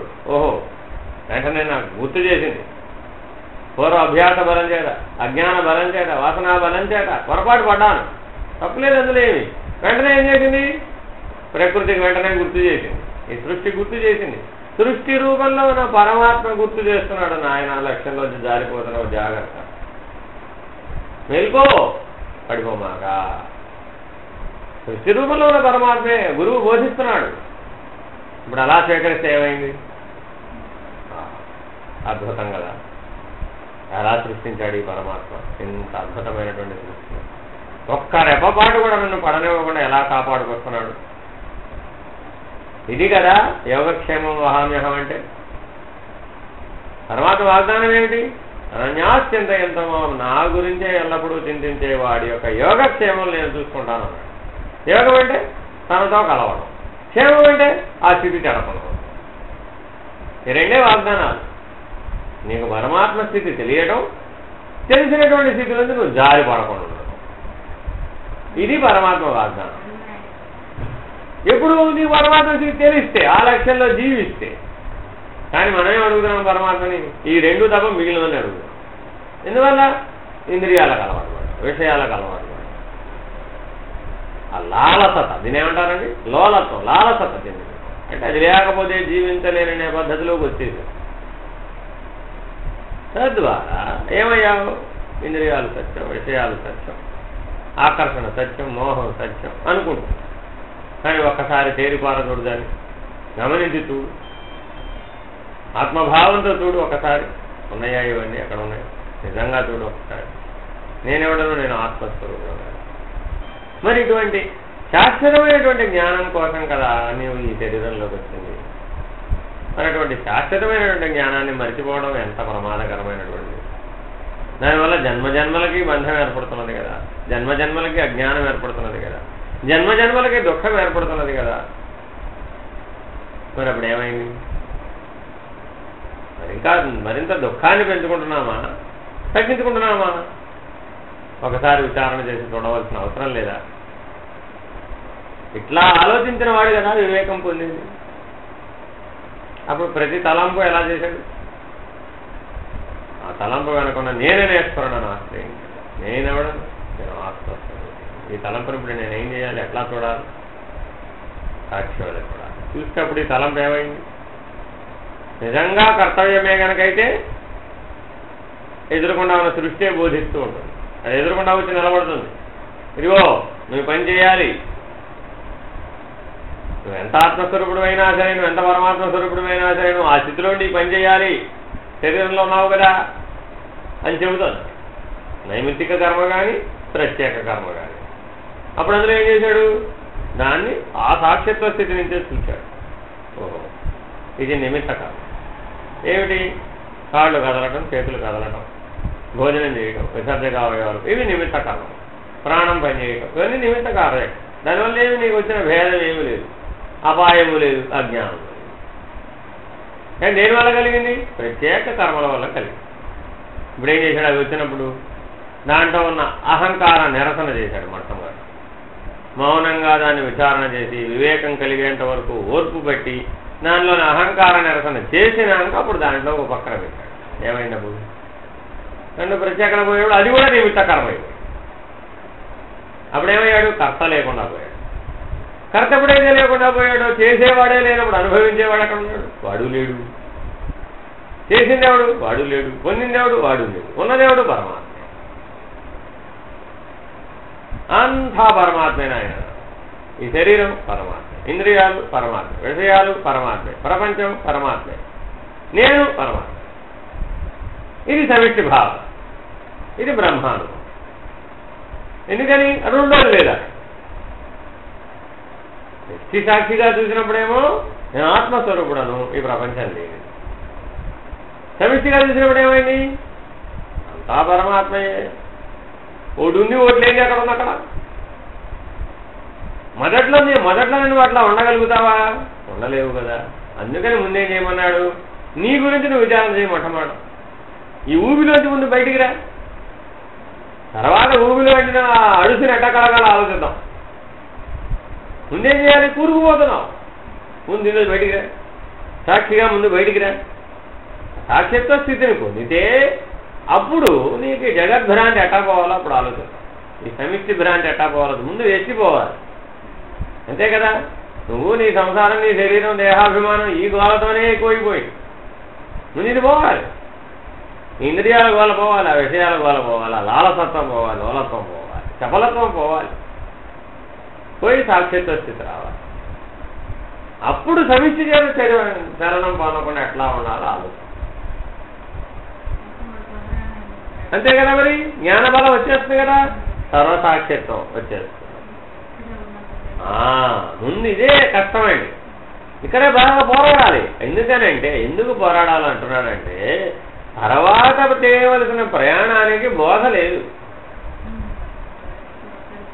అర్థమైందండి. తర్వాత జ్ఞానబలంతో తెలుసుకుంటూ పోవడమే. కాబట్టి రావాల్సిన శక్తి అంతా ఎక్కడ రావాలి? ఇప్పుడే రావాలి. ఆ పొందవలసిన పోరాట పటిమంతా ఇప్పుడే పొందాలి. విరమించకుండా, గమ్యం చేరే వరకు విరమించకుండా ఉండేటువంటి సామర్థ్యాన్ని, స్థిరత్వాన్ని ఇప్పుడే పొందాలి. సాధనలోనూ ఇప్పుడే పొందాలి, విచారంలో కూడా ఇప్పుడే పొందాలి. ఎందుకని? తర్వాత చేద్దామంటే వీలు కాదు కదా. ఎందుకని? దాటేస్తావు. ఇంద్రియాల పరిస్థితి దాటేస్తే చేయడానికి వీలు కాదు కదా. అప్పుడు ప్రత్యేకంగా ఒకటి చేయాలనే వీలు కాదు కదా. ఎందుకని? నీ దాటేశానంటావు, అది పొందలేవు. ఈ రకంగా చిక్కులు వస్తాయి. అందుకని మళ్ళీ ఏం చేయాలప్పుడు? అప్పుడైనా మళ్ళీ కిందకి దిగి రావాలి. నువ్వు ఎక్కడైతే ఇప్పుడు చేసేటప్పుడు సరిగా చేయకుండా ముందుకు వెళ్ళిపోయావో, దాటుకుంటూ వెళ్ళిపోయావో, అప్పుడేం చేయాలప్పుడు? మళ్ళీ ఈ పాఠం సరిగా రాదు అక్కడ. ఇది మళ్ళీ అక్కడ కూడా అడ్డం వస్తుంది. ఏం చేయాలి? మళ్ళీ వెనక్కి తిరిగి రావాలి. ఈ తిరిగి రావాలి. తిరిగి వచ్చి మళ్ళా దీన్ని సక్రమంగా చేసి అధిగమించే పోవాలి. మళ్ళా అప్పుడు ఇంకా నీ నిస్పృహకి 1000 రెట్లు వస్తుంది. అప్పుడు నిస్పృహ, ఇప్పుడు తాత్కాలికమే నిస్పృహ. ఇంకా అప్పుడేమైంది? తెలిసిన వాళ్ళల్లో తెలియని వాడు అవుతావు. అసలు ఇంకేమిటి? తెలిసిన వాళ్ళలో తెలియని వాడంటే అప్పుడు సృష్టి ఊరుకోదు. నిన్ను నిరంతరాయంగా నీ వెనకాల పడుతుంది. ఇప్పుడు వదిలేసింది నిన్ను. ఎందుకని? అజ్ఞానం చిన్నవాడు వదిలేసింది. నిన్ను ఎప్పుడు పడితే అప్పుడు హెచ్చరించదు. అప్పుడు అట్లా ఉండదు. ప్రతి నిమిషం నీ వెనక పడుతుంది. నువ్వు సరి చేసేదాకా నిన్ను వదిలిపెట్టదు. అది లేదంటావా?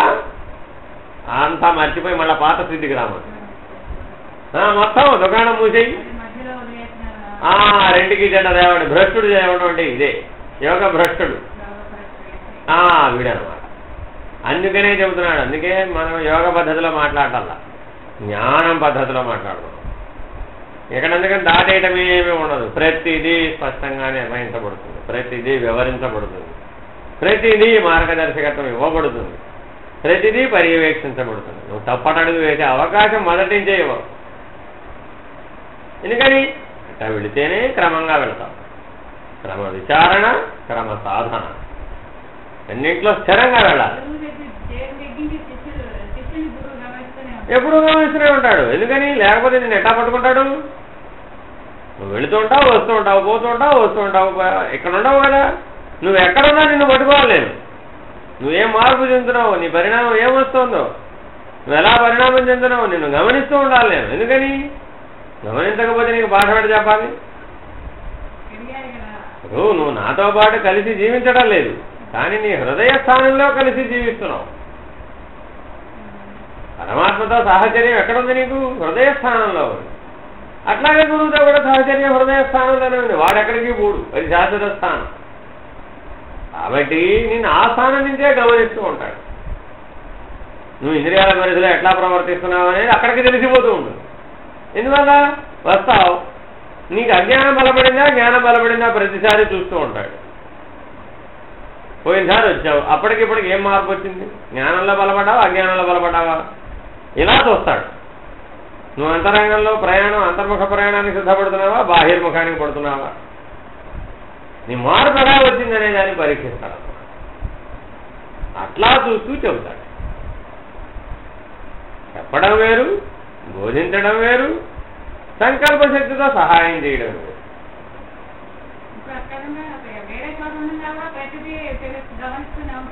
అంటే అర్థం ఏమిటి? నీకు నాకు నువ్వు గమనించడం అనే పదంలో, నేను గమనించడం అనే పదంలో కొంచెం భేదం. ఏమిటి నీ గమనించడం అంటే అర్థం ఏమిటంటే నువ్వేం చేస్తున్నావు ప్రతిదీ నేను తెలుసుకోవడం అనేది నేను గమనించడం. అట్టా ఉండదు. నీవు ఆర్తితో వేడుకుంటావు, పోరాడతావు, పోరాడి పోరాడి పోరాడి పోరాడి పోరాడి నువ్వు ఓడిపోతావు. ఓడిపోయే ముందు గజేంద్రుడు వలె గజేంద్ర మోక్షం లావక్కింత లేదు ధైర్యం విలోలం బయ్యే శ్రమం బయ్యేది నీవే తప్పై తప్పరం మెరుగ మన్యం పదగుం అంటూ వేడుకుంటావు, ఆర్తితో వేడుకుంటావు. అప్పుడు నీ హృదయ స్థానం దాకా వెళతావు. అప్పటి వరకు నీ హృదయ స్థానం దాకా వెళ్ళావు, ఇంద్రియాల పరిధిలోనే తిరుగుతూ ఉంటావు. నువ్వు ఎప్పుడైతే నీ హృదయాన్ని తట్టావు ఆర్తితోటి వెంటనే తెలిసిపోతుంది. అందుకనే బైబిల్ వాక్యం తట్టుడి తలుపు తెరవబడును, అడుగుడి చెప్పబడును. రెండు ఒకటే, అందులో చెప్పింది ఇందులో చెప్పింది ఒకటే. నీ హృదయ స్థానాన్ని అప్పుడు తడతావు. నన్ను కాపాడు బాబు, మహానుభావ, నన్ను ఉద్ధరించు, నేను దేంట్లో పడలేకపోతున్నాను అని ఆర్తితో వేడుకుంటావు అన్నమాట. తట్టుడి తెరవబడు, అడుగుడి చెప్పబడు. వెంటనే అడుగుతావు, ఏం రెప్పపాటు కూడా ఎదురు వేసి ఉండవు. దీని సంగతి తెలుసు ముందు, తర్వాత మిగిలిన వాళ్ళ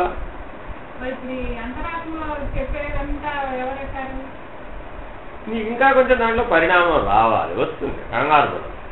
ఇక్కడ దాంట్లోనే స్ఫూర్తి అనే స్థితి వస్తుందన్నమాట. ఆ స్ఫూర్తి అనే స్థితి రావాలి. రావాలంటే ఇంద్రియాల యొక్క వేగం తగ్గిపోవాలి. అది తగ్గాలి. ఇంకా అంత వేగంగా పరిగెడుతూ ఉంటే ఆ స్ఫూర్తిని పట్టుకోలేదు. అదే చాలదు చాలదు చాలదు. అది ఎట్లా అంటే అప్పుడే నిర్ణయించడానికి వీలు కాదు. అవి ఇప్పుడు ప్రస్తుతం 1కి 10గా వస్తున్నాయి. ఈ 1కి 10 అంతా పోతుంది, పోయి ఒక్కటిగా మిగిలిపోతుంది. ఆ స్ఫూర్తి ఎట్లా ఉంటుందంటే ఒక ఆదేశం వలె ఉంటుంది. అప్పుడప్పుడు వస్తాయి, కానీ అలా ఉన్నది స్ఫూర్తి. అంటే నువ్వు పూర్తిగా అర్పించబడిన జీవితం, హృదయ స్థానంలోనే ఉండి జీవించే స్థితి వస్తే అప్పుడు నీకు ఆదేశం ఉంటుందండి. నువ్వు అడగడం చెప్పడం ఉండదు, ఆదేశం అలా వస్తుంది. ఇలా చేయి, ఏం చేయమంటావని అడగడు. ప్రశ్న వేస్తే సమాధానం వస్తుంది. అప్పుడు ప్రశ్న ఉండదు, సమాధానమే ఉంటుంది. అంతే ఆదేశం, ఒక స్ఫూర్తి కలుగుతుంది, చేసేస్తాడంటే. ఇదేంటి అదేంటి ఇదేంటి అదేంటి అదేం ప్రశ్న లేదు. దానిగా స్ఫూర్తి కలిగింది, చేసేస్తాడంటే. దానికి ఏం వెనక ముందు విచారణ ఆలోచన చేయడం చేయకపోవడం, అమ్మో చేస్తే ఏమవుతుందో, చేయకపోతే ఏమవుతుందో, చేస్తే ఏం భయాలు ఏమవుతాం, నిర్భయంగా ఉంటాడు. ఎందుకని హృదయ స్థానంలో ఉన్నప్పుడు అది సాధ్యం అవుతుంది, లేకపోతే సాధ్యం కాదు.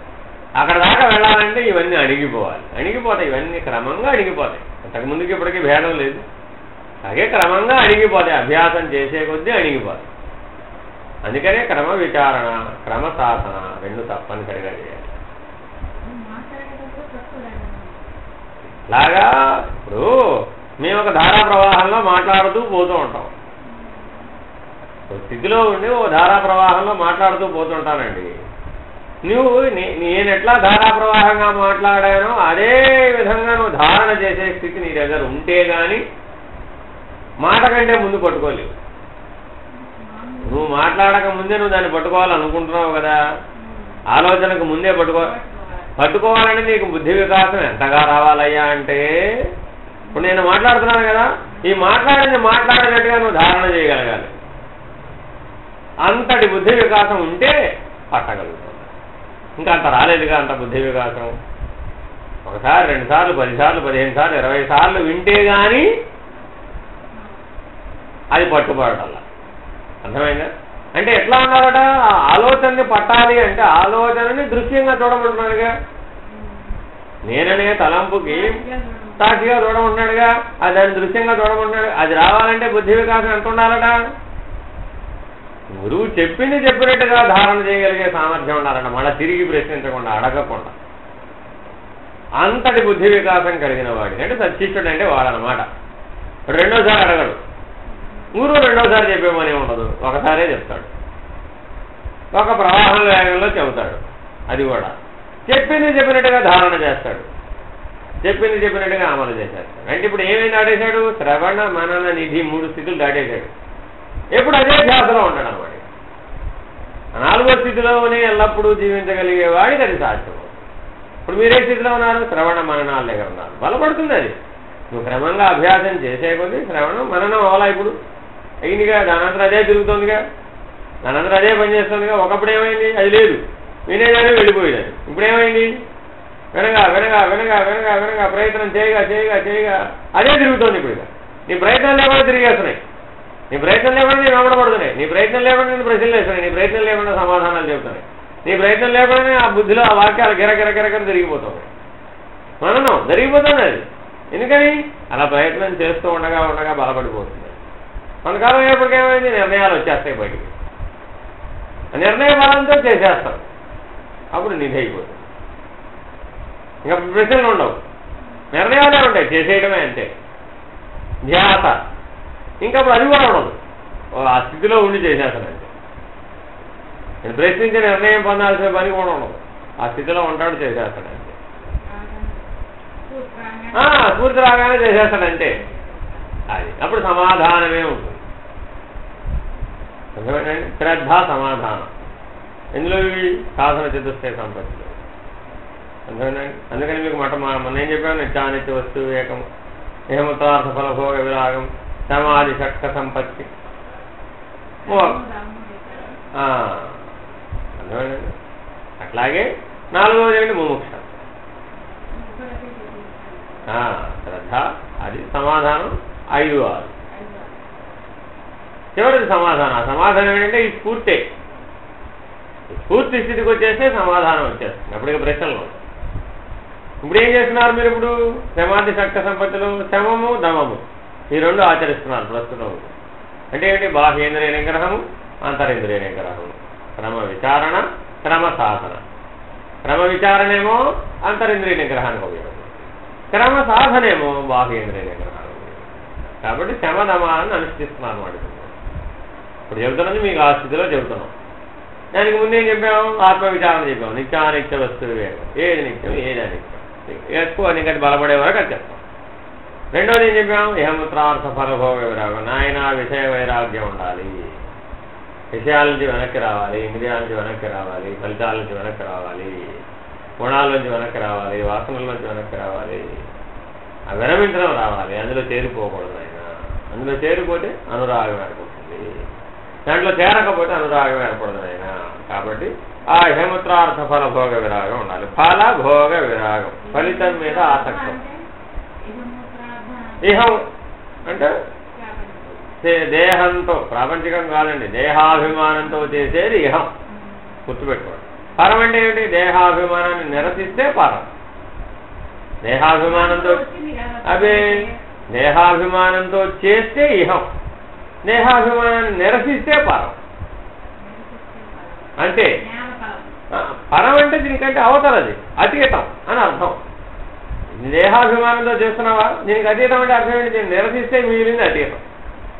పరం బ్రహ్మ పరబ్రహ్మ, ఆత్మ పరమాత్మ, ప్రతి చోట పరం అనే పదం ఉంటుందండి. అంటే అర్థం ఏంటి? దానికి అతీతం, దాని అవతలది, ఆ అనుభవానికి మించింది, దాటింది, అధిగమించింది, దీన్ని నిరసిస్తే కలిగేది అని అర్థం. అర్థమేనండి? ఈ రకంగా నీవేం చేయాలి? ఇహం అంటే అర్థం ఏమిటి? దేహాభిమానంతో కూడి చేసేది ఇహం, దేహాభిమానాన్ని నిరసించి చేస్తే పరం. కాబట్టి ఇహమత్రార్థ ఫలభోగ విరాగం అంటే ఇహం అంటే అది, అర్థ ఫలభోగ విరాగం అంతే కదా. మూత్ర పురీషాదుల అంటే విసర్జించదగినది అని అర్థం అనమాట. విసర్జకావయవాలు ఎందుకు విసర్జిస్తున్నాయి? అది పరికిరాందనే కదా. అట్లాగే ఈ ఇహం, ఈ దేహాభిమానంతో చేసే ఇహం విసర్జించదగినది. ఎట్లా విసర్జించదగినదయ్యా? మూత్ర పురీషాదుల వలె విసర్జించదగినది, ఉంచుకోవడానికి వీలు కాదు. ఎందుకని? అది ఫలభోగం మీద ఆధారపడింది కాబట్టి. ఫలితాన్ని అనుభవించడం అనే దాని మీదే కదా ఈ ఇహం అనే భావన ఆధారపడింది. కాబట్టి నువ్వు దాంట్లోంచి వైరాగ్యం పొందు. ఆ ఫలితాన్ని, ఆ భోగాన్ని ఆత్మజ్ఞానంతో విచారణ చేస్తే ఏమైంది? అహంకారాన్ని నిరసించావు, దేహాభిమానాన్ని నిరసిస్తే ఏమైనప్పుడు? అనురాగం పోయి వైరాగ్యం. ఎందుకని? అది విలువ తగ్గింది కదా, ఉంచుకోవడానికి వీలు కాని కదా. ఎంతకాలం అడ్డు పెట్టుకుంటావు? తర్వాతైనా విడవక తప్పదు కదా. ఈ సత్యం తెలుసుకుని దాన్ని అనురాగంతో చూడకుండా, అందులో చేరకుండా, సంగత్వ దోషాన్ని పొందకుండా, సంగత్వం అంటే కలిసిపోవడం, అలా కలవకుండా విడిగా ఉండే ప్రయత్నం చేయి. గమనించు, సాక్షిగా ఉండు, వైరాగ్య భావాన్ని పొందు. ఆ వైరాగ్య బలం చేత జ్ఞానం పొందు. జ్ఞానం కలగడం లేదండి, దోషం ఎక్కడుంది? శమధమాదులు చేయలేకపోతున్నానండి అంటే ఏమిటి? బాహ్యేంద్రియ నిగ్రహం, అంతరింద్రియ నిగ్రహం ఆచరించలేకపోతున్నానండి. ఎక్కడుంది లోపం? ఓ మెట్టు దిగు కిందకి. ఇహమత్రార్థ ఫలభోగ విరాగంలో ఉంది తప్పు అంతా. ఎక్కడ నువ్వు వైరాగ్యం బదులుగా అనురాగాన్ని పొందుతున్నావు చూసుకో. ఆ ఎక్కడ అనురాగాన్ని పొందుతున్నావో అక్కడ ఆ శమధమాన్ని చేయలేవు. అర్థమైందా? ఇక్కడ పడిపోతున్నానండి, ఎందుకు పడిపోయావు?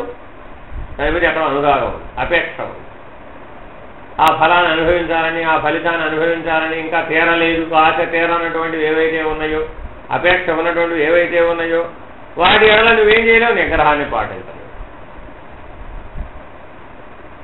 వెంటనే తెలుసుకోవాలన్నమాట. ఎక్కడంటే ఎవరు చెప్పరు ఇది. శమము దమము, నాయన రెమ్మపాటు కూడా తేడా లేకుండా వీటన్నింటిని అనుసరించాలి. అంతరింద్రియ నిగ్రహం, బాహ్యేంద్రియ నిగ్రహం కలిగి ఉండాలి. అది ఉండటం లేదండి. ఎక్కడ నువ్వు ఎవరిని అడగకల ఓ మెట్టు కిందకి దిగు. దాని కింద బోధలో ఏం చెప్పారు? ఏహమత్రార్థ ఫలభోగ విరాగం చెప్పారు. అక్కడ దాంట్లో దోషం ఎక్కడ జరుగుతుందో చూసుకో.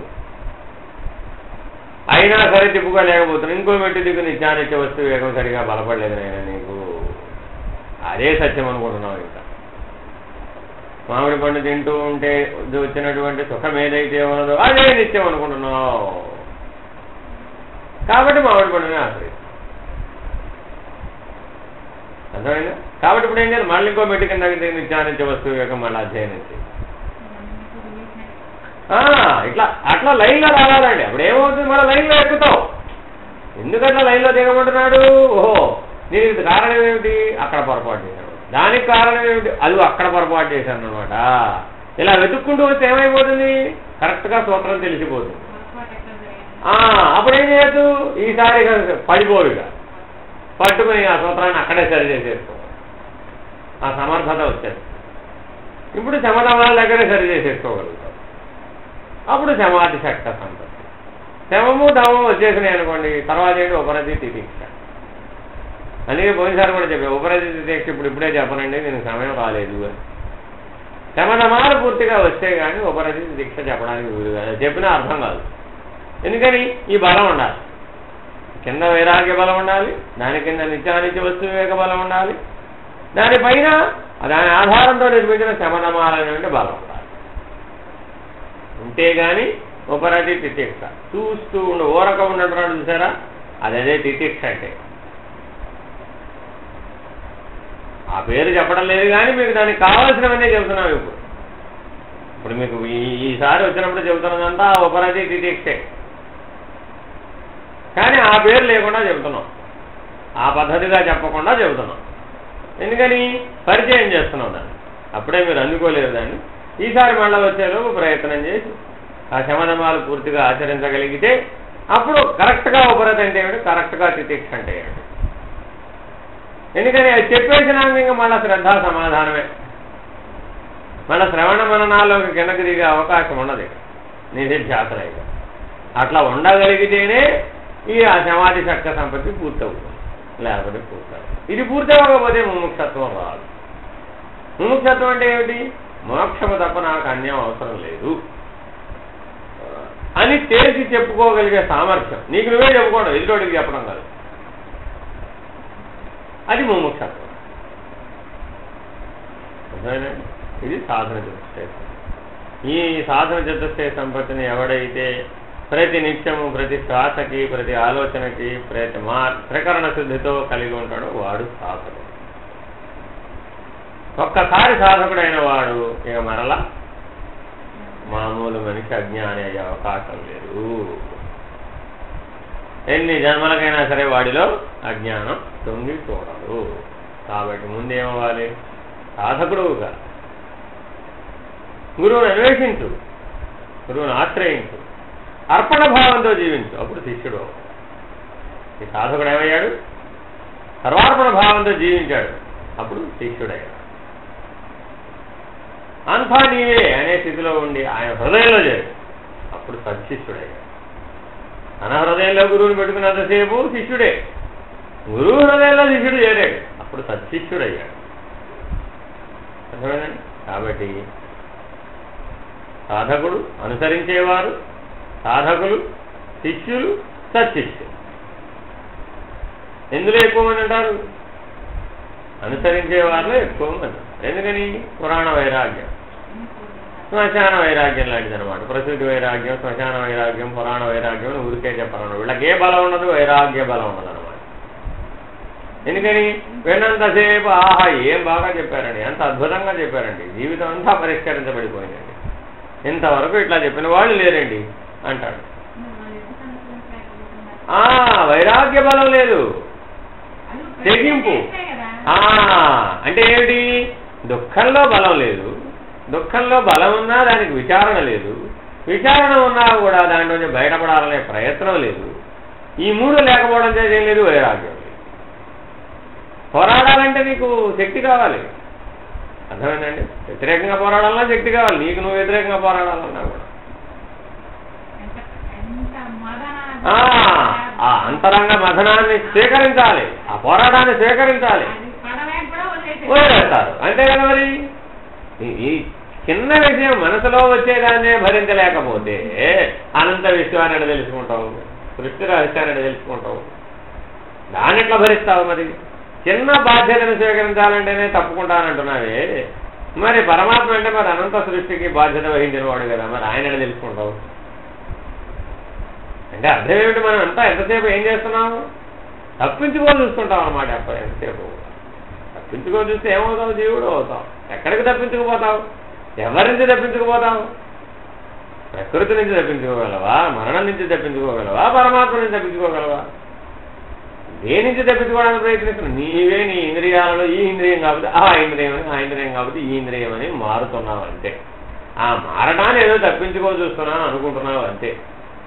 ఈ కొమ్మ మీద నుంచి ఆ కొమ్మ మీదకి, ఆ కొమ్మ మీద నుంచి ఈ కొమ్మ మీదకి, అహంకార వృక్షం మీద ఈ కొమ్మ మీద నుంచి ఆ కొమ్మ మీదకి, ఆ కొమ్మ మీద నుంచి ఈ కొమ్మ, ఈ కొమ్మ మీద ప్రమాదం వచ్చింది, ఆ కొమ్మ మీదకి, ఆ కొమ్మ మీద ప్రమాదం మీద ఈ కొమ్మ. దీన్ని తప్పించుకోవడం అంటున్నావు. ఎక్కడున్నావు? అదే అహంకార వృక్షం మీదే ఉన్నావు, ఆ దేహాభిమానం మీదే ఉన్నావు. ఎప్పటికైనా అది కూలిపోక తప్పదు. ఎంతకాలం ఉంటావు అట్లాగా? అసాధ్యం కదా. మరణకాలంలో అయినా సరే నిన్ను దాన్ని ధరిచేరక తప్పదు. అప్పుడేం చేస్తావు? ఒకటి ఇందాకే చెప్పే మీకు, అసలు అనుకూలం చూసేవాడు ఎక్కడ ఉంటాడు? అనుసరించేవాళ్ళు ఉంటాడు. ఎప్పుడైనా గుర్తుపెట్టుకోండి, ఇది అనుకూలించలేదన్నవాడు సాధకుడు ఎప్పటికవ్వడు. సాధకుడు అయ్యేవాడు ఎప్పుడు అనుకూలత ప్రతికూలతలతో అతనికి పని లేదు. ఎందుకని? అంతర్ముఖ ప్రయాణానికి ఏది అడ్డం? అసలు అడ్డమే లేదు. అడ్డాలన్నీ బహిర్ముఖంలో కానీ అంతర్ముఖ ప్రయాణంలో నాకు అడ్డేమన్నది. స్వస్వరూపానికి కదా నువ్వు ప్రయాణం చేస్తుంది, నీకు అడ్డమేమో అసలు ఆపగలిగేవాడేవాడు? అసాధ్యం కదా. అంటే అప్పుడు ఎక్కడ ఉన్నావు? అనుసరించే వాళ్ళలో ఉన్నావు. సాధకుడు ఆ సాధన చతుష్టయ సంపత్తిని స్వీకరించలే, దాంతో జీవించడం లేదు. ఈ సాధన చతుష్టయ సంపత్తితో జీవించు. నిన్ను అడ్డగలిగేవాడెవడు? ఆటంకం ఎక్కడొచ్చింది? బహిర్ముఖంలోనా అంతర్ముఖంలోనా? పోయే. అప్పుడు ఎక్కడికి వచ్చావు? దీన్ని గుర్తించావంటే నిత్యానిత్య వస్తే వేగం పోయింది, కిందకు వచ్చేది. ఇట్లా చూసుకోవాలి. అక్కడ ఆటంకం అని అనుకున్నావు, భావన కలిగింది, వెంటనే ఏమైనప్పుడు ఓ నిత్యానిత్య వస్తు వేగం పోయింది కదా, దేహం శాశ్వతం అని అనుకుంటున్నాను కదా. అధిగమించాలంటే ఇట్లా ఆలోచించాలి. అధిగమించాలంటే నిన్నెవరో తీసుకెళ్ళి అక్కడ పైన పడేరు. ఏం చేయాలట నువ్వు? అది ఆటంకం అనే భావన కలిగిందండి. అప్పుడు ఏం చేయాలి? ఓహో మళ్ళా బహిర్ముఖానికి వచ్చానన్నమాట, దేహాభిమానంలోకి వచ్చానన్నమాట, నిత్యానిత్య వస్తు వివేకాన్ని కోల్పోయాను, నా లక్ష్యాన్ని నేను మర్చిపోయాను, కాబట్టి ఇది ఆటంకం అనుకుంటున్నాను. నా అంతర్ముఖాన్ని నన్ను అడ్డగలిగేవాడెవడు? నా మనోబుద్ధులని వాటి మూలాన్ని తెలుసుకోవడానికి అడ్డగలిగేవాడెవడు? నా శ్వాస మీద ధ్యాసను అడ్డగలిగేవాడెవడు? నా మానసిక జపాన్ని అడ్డగలిగేవాడెవడు? నా బుద్ధిలో పరమాత్మ రూపాన్ని ప్రతిష్ఠించిన దాన్ని చెదర్చగలిగేవాడెవడు? ఉన్నాడా? లేడుగా. మరి నా అంతర్ముఖ ప్రయాణానికి ఉపయోగపడే సాధనలు ఏవి? ఇవి కదా. నా లోపల నేను చేసే ఆత్మవికారాన్ని అడ్డగలిగేవాడెవడు? లేడు కదా. మరి ఆటంకములని ఎక్కడవి? బహిర్ముఖంలోవి.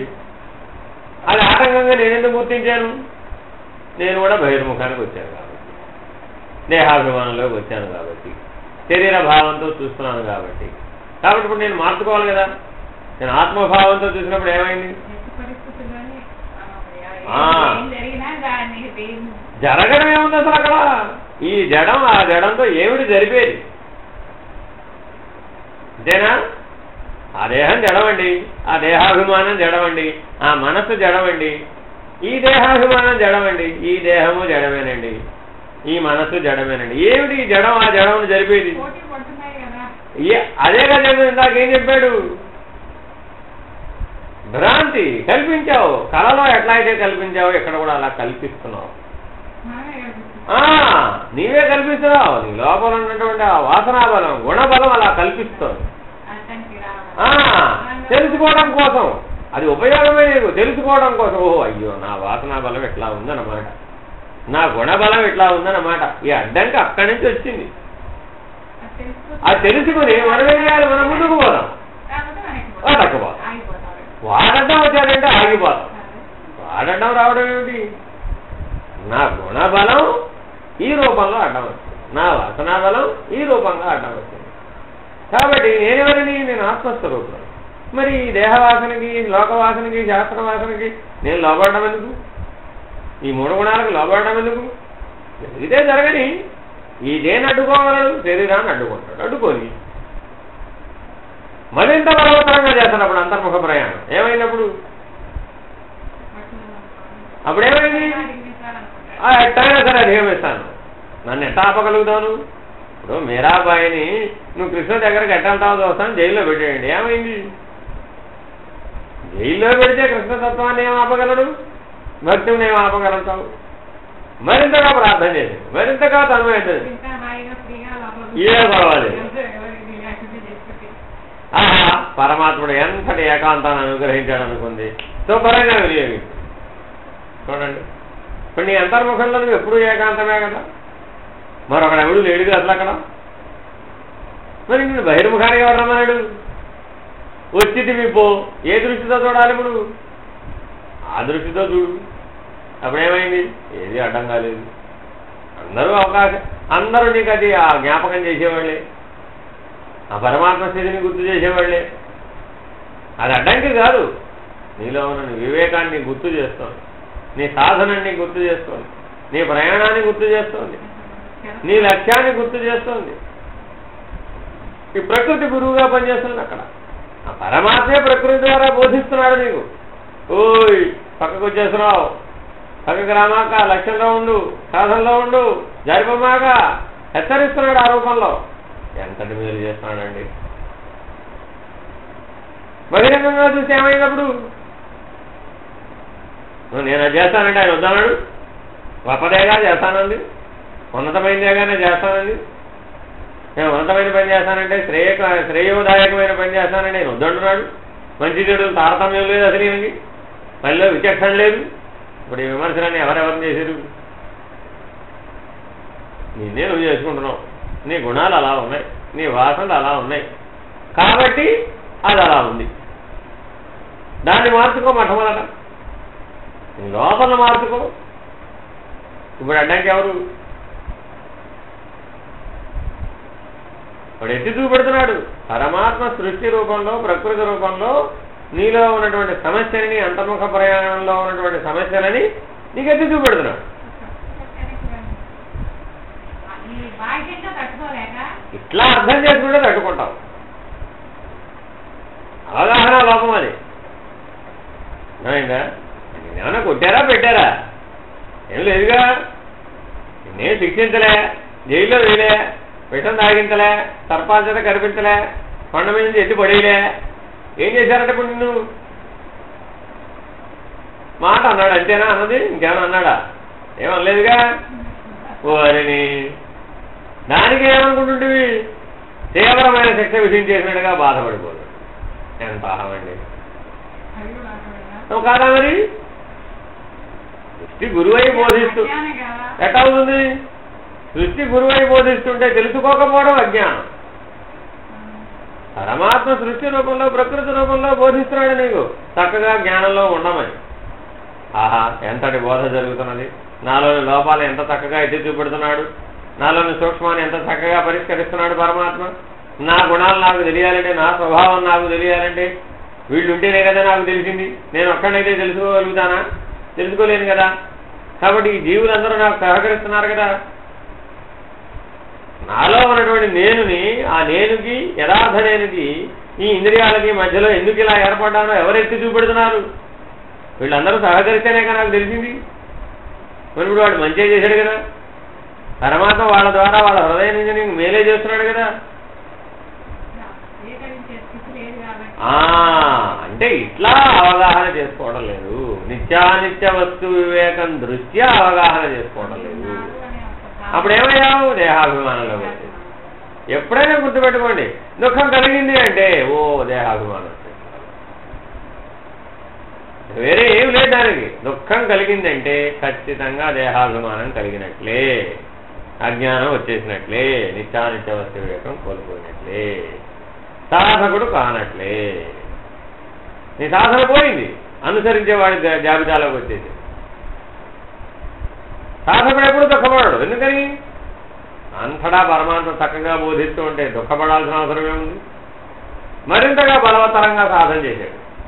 అధిగమించేంత వరకు విశ్రమించడు ఈసారసలుగా. ఎంతగా ఆటంకం వస్తే అంతగా విశ్వాస బలంతో ఆ పోరాటం చేస్తాడు. అధిగమించే వరకు విశ్రమించడే. వాడు సాధకుడు, వాడు మానసికంగా అనుసరించే శిష్యుడు, వాడు గురు హృదయంలో శాశ్వత స్థానాన్ని సంపాదిస్తాడు. వాడు సత్శిష్యుడు. నీ పోరాట పట్టిమని బట్టే కదా, నీ బాధ్యతను నువ్వు స్వీకరించేదాన్ని బట్టే కదా ప్రపంచంలో ఏదైనా కానీ విలువ. మరి అక్కడైనా అంతే, ఇక్కడ ఎలా ఉందో అక్కడ అంతే. కాబట్టి అలా మార్పు చెందాలి. ఈ సాధన చతుష్టయ సంపత్తి దృష్ట్యా మార్పు చెందాలి. నిజ జీవితం అట్లా ఆచరించాలి. కాబట్టి నిజ జీవితంలో ఈ అహంస్మరణ నేనెవడననే ప్రశ్నతో ప్రారంభించి నేను ఆత్మస్వరూపుడనే స్థిరపడేదాకా ఈ ప్రయాణాన్ని కొనసాగించాలి. ఆ సాక్ష్యత్వం స్థిరపడేదాకా కొనసాగించాలి. ఆ సాక్ష్యత్వంగా స్థిరపడ్డాక అప్పుడు ఆ గమనించడం, ఓరక ఉండడం సాధ్యమవుతుంది. కాబట్టి నిత్యంగా రోజువారీ చేసే అన్ని పనులలో ఎలా ఉన్నావో నిరంతరాయంగా గమనించాలి. రెప్పపాటు కూడా ఎడమివ్వకుండా గమనించాలి. సాధన చతుష్టయ సంపత్తికి లోపం కలగకుండా చూసుకోవాలి, దేహాభిమానం కలగకుండా చూసుకోవాలి, దుఃఖం కలగకుండా చూసుకోవాలి, అజ్ఞానం కలగకుండా చూసుకోవాలి. ఈ భ్రాంతులన్నింటినీ ఒక్క ఉదుడున తెంచుకుని పోగలిగే సామర్థ్యాన్ని సంపాదించాలి. ఆ వైరాగ్య బలం ఉండాలి, ఆ జ్ఞాన బలం ఉండాలి. అర్థమైందండి? అప్పుడే ఇవన్నీ కూడా సాధిపోతాయి. వాటన్నిటి కోసమే ఈ క్రమ విచారణ, క్రమ సాధన చాలా ముఖ్యమైన విషయాలండి. ఆ క్రమ విచారణ, క్రమ సాధన ఎవడైతే నిరంతరాయంగా అభ్యసిస్తాడో వాడికి జ్ఞానం కలగకపోవడం అనే ప్రశ్నే లేదు, ఖచ్చితంగా కలిగేటది. ఎందుకని ఉద్ధరేదాత్మానాత్మానం ఆత్మానమవతారయే, ఆత్మ తనను తాను పరమాత్మలోని అంతీభూతంగా తెలుసుకునే వరకు ఎవరి ఆత్మ వాడినే ఉద్ధరిస్తూ ఉంటుంది. మరొకడెవడో దిగి రావక్కర్లేదు నాయన. నీలో ఈశ్వరుడు ఆత్మస్వరూపంగా ఉన్నాడు, ఆ పరమాత్మ ఆత్మస్వరూపంగా ఉన్నాడు, ఈ అనంత సృష్టి ఎందు వ్యాపించి ఉన్నాడు. అట్టి పరమాత్మ ఎందు విశ్వాసం ఉంచి, గురువు ఎందు విశ్వాసం ఉంచి నీవు ప్రయాణం చేయి, క్రమ విచారణ చేయి, క్రమ సాధన చేయి. ఇప్పుడు సాధన చేస్తూ నిద్రలో ఉపక్రమిస్తే నిద్ర సాధన. అప్పుడైనా ముందు మెలకువలో సాక్షిత్వం రావాలి, క్రమంగా వస్తుంది ఒకేసారి.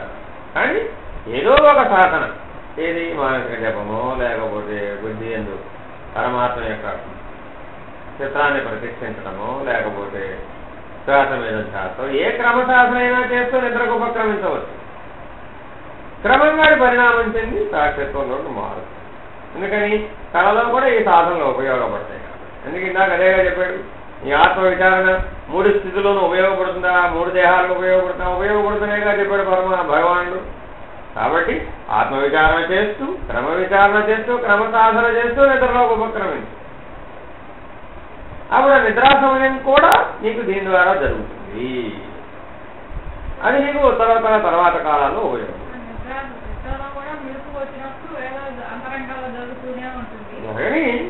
ఏం పోయింది, జరగాలి. అట్లా జరుగుతూనే ఉండాలి. అట్లా జరిగితేనే బలపడుతుంది, లేకపోతే బలపడుతుంది. ఎక్కువ బలంగా ఉంటుంది. ఎందుకని ఇతరత్ర బలాలు ఉండవు. అప్పుడు బహిర్ముఖానికి సంబంధించిన బలములు ఉండవు కదా. ఇంద్రియ విషయాలు బలహీనపడిపోయింటాయి, సూక్ష్మంగానేగా పనిచేస్తుంది, స్థూలం పెద్దగా పనిచేయదు. అందువల్ల సహజంగా శక్తివంతంగా ఉంటుంది. సాయిరా